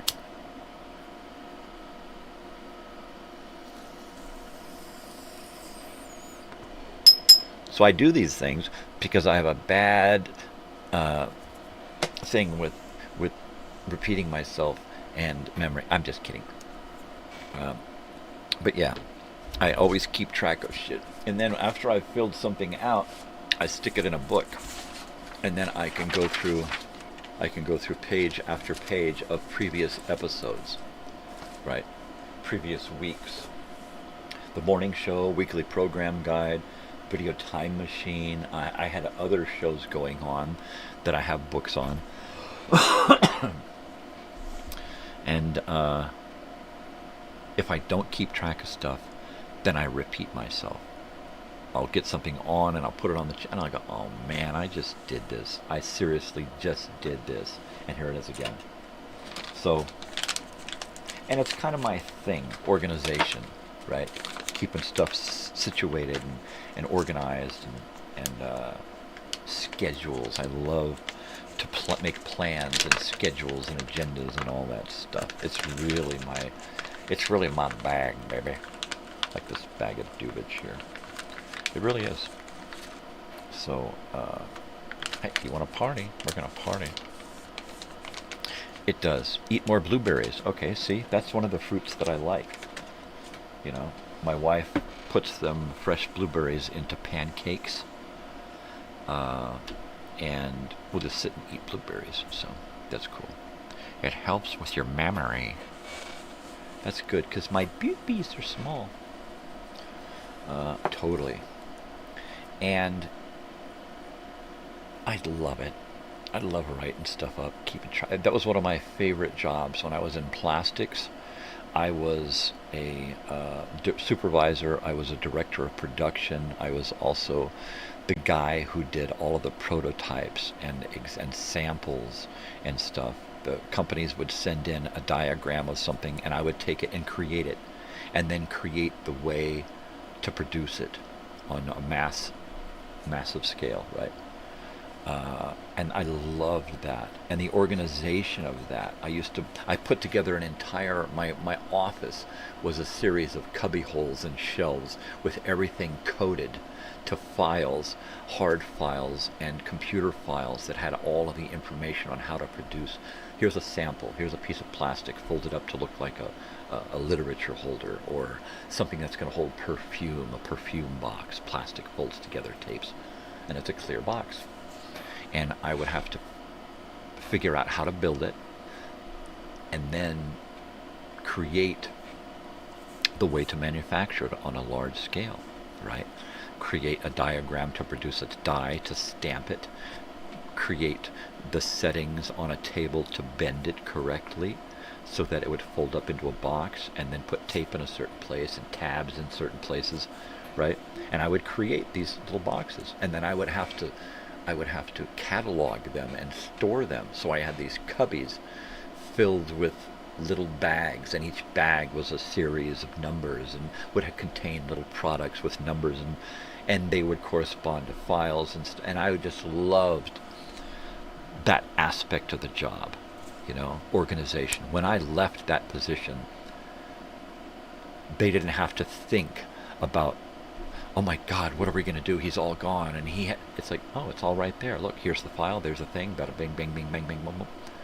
So I made it easier. I created the entire way to catalog every product that they had manufactured and were manufacturing, and future stuff. And it was fun. I loved it. As in most jobs, I just became antisocial because, you know, I just didn't get along with the way other things were being done or other people in the job. I'm just an antisocial guy, you know, and that's why I love it here, you know, because I can just be me. Take it or leave it, baby. I'm just me. And I'm not here to impress anyone. I'm not out to make friends or enemies. I'm just doing my thing, you know. And that's what I've always tried to do. But it seems like just doing your thing, you're always in competition with everybody, or always on somebody's radar, or somebody's scale, or somebody's judging you, you know. And I just, you know, if you want to do that, that's fine. Sit at home, watch me from way over there, and judge me, you know. That's cool, you know. But I don't have to look into somebody's face when they're judging me, you know, or thinking I'm a kook. I already know it. I don't need to see it in their eyes, right? It just makes me feel like Well, how come you're allowed to be a kook in your way and I can't be a kook in my way? Everybody's a friggin' kook. Everybody's got their own weird stuff and hang-ups, you know. I've always just been, you know, live and let live. But I never got the same from anyone. And then I just got to the point where I just said, fuck it. I'm just going to be me. And then it took me like decades to where I got the balls to where I could do something like this and just be me. And not be here to do a show or a character. Crazy Old Weird Bearded Guy is me. It's not a character. It's just me. You know, it's just so that people don't have to call me Michael, and I don't have to hear people call me Mike, you know, because Mike's not my name. Michael's my name, but nobody calls me Michael. They always call me Mike. I will write down, what's your name? And I'll write it down and give it to them. And they go, okay, Mike, go have a seat. I'm like, dude, what did you just read? Did you read Mike or Michael? I'm seriously, I get on people like that. And it was because back in the 80s, I became an adult and I found myself, and myself wasn't Mike. That was the kid I left behind. The kid that they called Mike, right? Hi, they call me Mike. I'm Michael. I've always been Michael, but during my childhood, I was thought of as Mike. So I got to the point to where, hey, I'm Michael. And I would just have to literally say, look, that's not what's on the form, that's not on my application. Don't put it on my, whose name tag is this? What's yours? Why does it say Mike? That's not your name? No, my name is fucking Michael. Didn't you read it? Look, it's right there on the paper, Michael. Why can't you just spell it fucking out, right? And I would just really get on people. Well, geez, I have to take it personally. It's my fucking name. Why shouldn't I take it personally? What, nobody ever calls you Mike? Doesn't mean I like it. Right? It used to piss me off, man. You know? It's like somebody calling WW. It's like somebody calling you Billy. Right? Billy or Bill. Willie. Right? I'm sure that on occasion you go by Will. Right? Or do you? Is it like somebody calling me Mike? Does it piss you off? I don't like it. I like my name, Michael. That's it. And if you're going to call me by something else, it better not be Mike. It better be asshole. I go by asshole better than Mike. Asshole fits perfectly. I'm an asshole. I can deal with that. You call me Mike, and it's gonna create an asshole. you're gonna see an asshole. Yeah. I don't know. I just never. My name is Michael. Yeah, it just pisses me off, especially family. When you try to tell your family over and over and over and over, my name is Michael, please call me Michael, not Mike. You know, my brother and sister to this day still refer to me as Mike. And I hate it. And I you know, I've always called them by their names, right? So I never shortened or abbreviated their names. I always referred to them by their names, and I never got that. I was always Mike, not Michael. Even when I was a little kid, my name is Michael, and I couldn't fight the issue as a little kid, so I had to give in. Once I became an adult, I used to write Mike because that was what was expected of me. When I became an adult, I wrote Michael. I switched to Michael. I started signing everything Michael, writing everything up as Michael. Right? I'm an adult now. I can decide. And friends and family would still refer to me as Mike. And I just, even today, it happens all the time. Mike?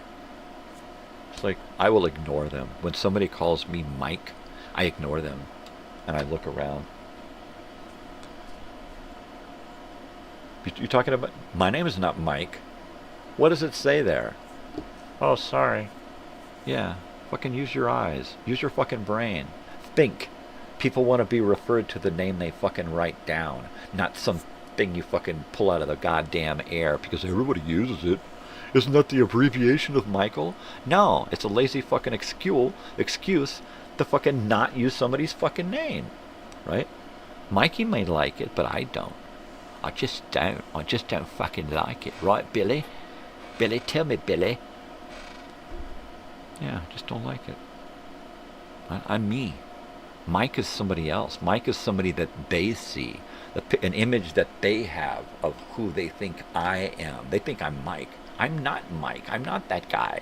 I'm me. I'm Michael. I'm a whole different person than you have encapsulated it in your mind, in your memory, in your expectations of who you think I am, right? If people would accept the fact that my name is Michael, and with that goes a whole new fucking identity than you've ever known, right? Maybe there's something there, right? Maybe every time you think Mike, you should say Michael and then think, who is this? Maybe I want to get to know this guy. Nope. No, my family don't want to get to know me. They never have, or they would by now. And they would know that I'm Michael. But no, even today. You know, even friends. You know, I refer to friends by the name that they use, by the name that they go by, you know. If they put it on Facebook as their name, that's the name I'm gonna use. You know. If they go by Anthony, I'll say Anthony. If they go by Tony, I'll say Tony. Right? It's up to them. I'm not gonna decide. Hey, T-Dog. Hey, T-Roll. It's like, come on. You know. No. You know. Your name is Anthony, so I'm gonna call you Anthony. Or your name is Anthony, so I'm going to call you Tony, or T.O., or T.Y., or something. No. In fun, in jest, in a playful situation, I might give you a nickname. If you like it and think it's funny, it might stick. But otherwise, I'm not likely to make somebody's nickname stick unless they like it. And name abbreviations, shortened nicknames, nah, I'm just not into it. Not for me. Somebody else wants it, that's their thing, that's fine. I've been called everything. Bill, Will, Billy, William, Willis, Willem. It doesn't really bother me. Yeah. I've been called a lot of things too. None of it really good. But Mickey, Mikey, Mick, Michael, Mikkel, Mikhail. I mean, I've just been called the whole Michelle. I've been called the whole gamut, and it doesn't bother me either. It's Mike, because Mike was... Why did you name me Michael if you're going to call me Mike, right? My name is Michael. That's it. All that other stuff doesn't bother me in the slightest, but the Mike does. Especially after I became an adult, you know. Mike the plumber. I'm not Mike. A Mike is this.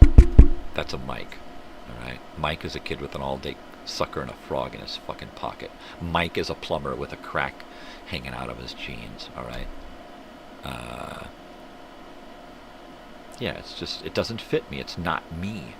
It doesn't suit me.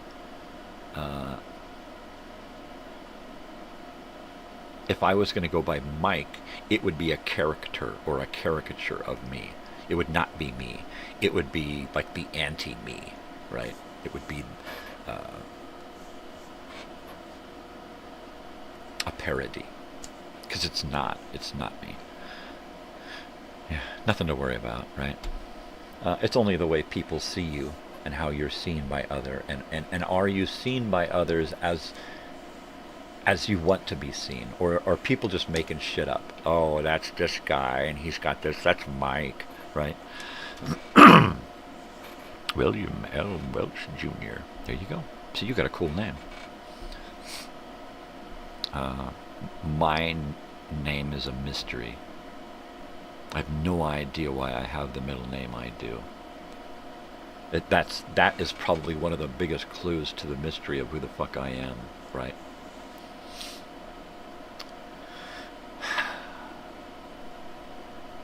those people are dead by now, so,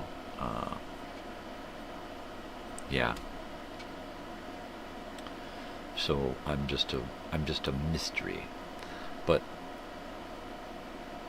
you know, it just hurts when people who you think are on your side, right? And if my daughter came to me and she didn't want to be called Nat, because her name is Natalie, right? Don't call me that. I would never call her that again. If she said she wanted to be called this instead, I would refer to her that on occasion, because that's what she wants, right? Nobody ever gave me that consideration. They would laugh at me.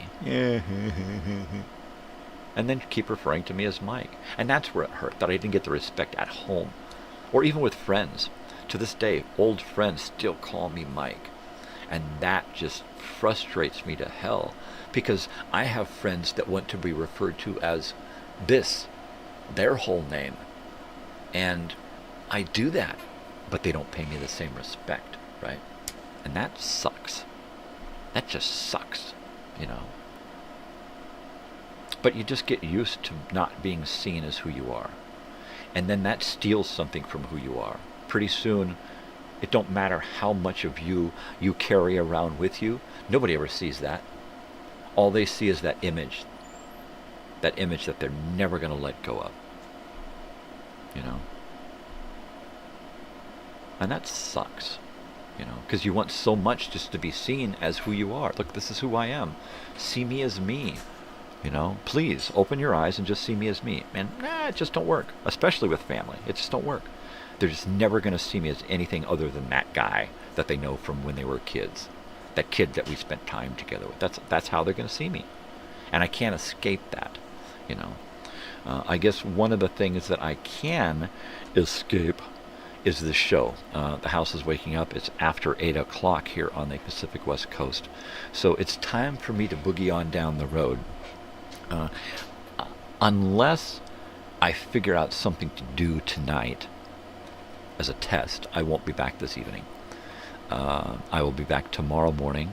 We're having technical difficulties with the switch, so we don't have the ability to go Minecrafting. And in the weeks ahead, we'll figure this out and get something going on. Or we'll cancel the show and put something else in its place. All right. So until tomorrow, thanks for hanging out, William. I appreciate the back and forth. Joey is long since gone and is asleep, but thank you, Joey, for stopping by. I'm glad you were able to come by and say hi. Miss you, kid. Catch you later. Yeah, at the playa. Oh, playa. I get it. I'm thinking playa. La playa. Let's go to the beach, man. That's what I'm talking about. All right, William, take care. Everyone else out there, take care of yourselves, all right? Let me boot this up here. The closing. Let me boot up the closing video. You know what? You know what to do. We've done this long enough. All right. Take care of each other. Be kind. Spread peace and love. Not bullshit, all right? Do something for yourself. But do something for somebody else too. Why? Because it makes it feel good. Makes somebody else feel good. Makes the world a better place. Right? Help us all to get along. You know, do yourself a favor and do a favor for someone else.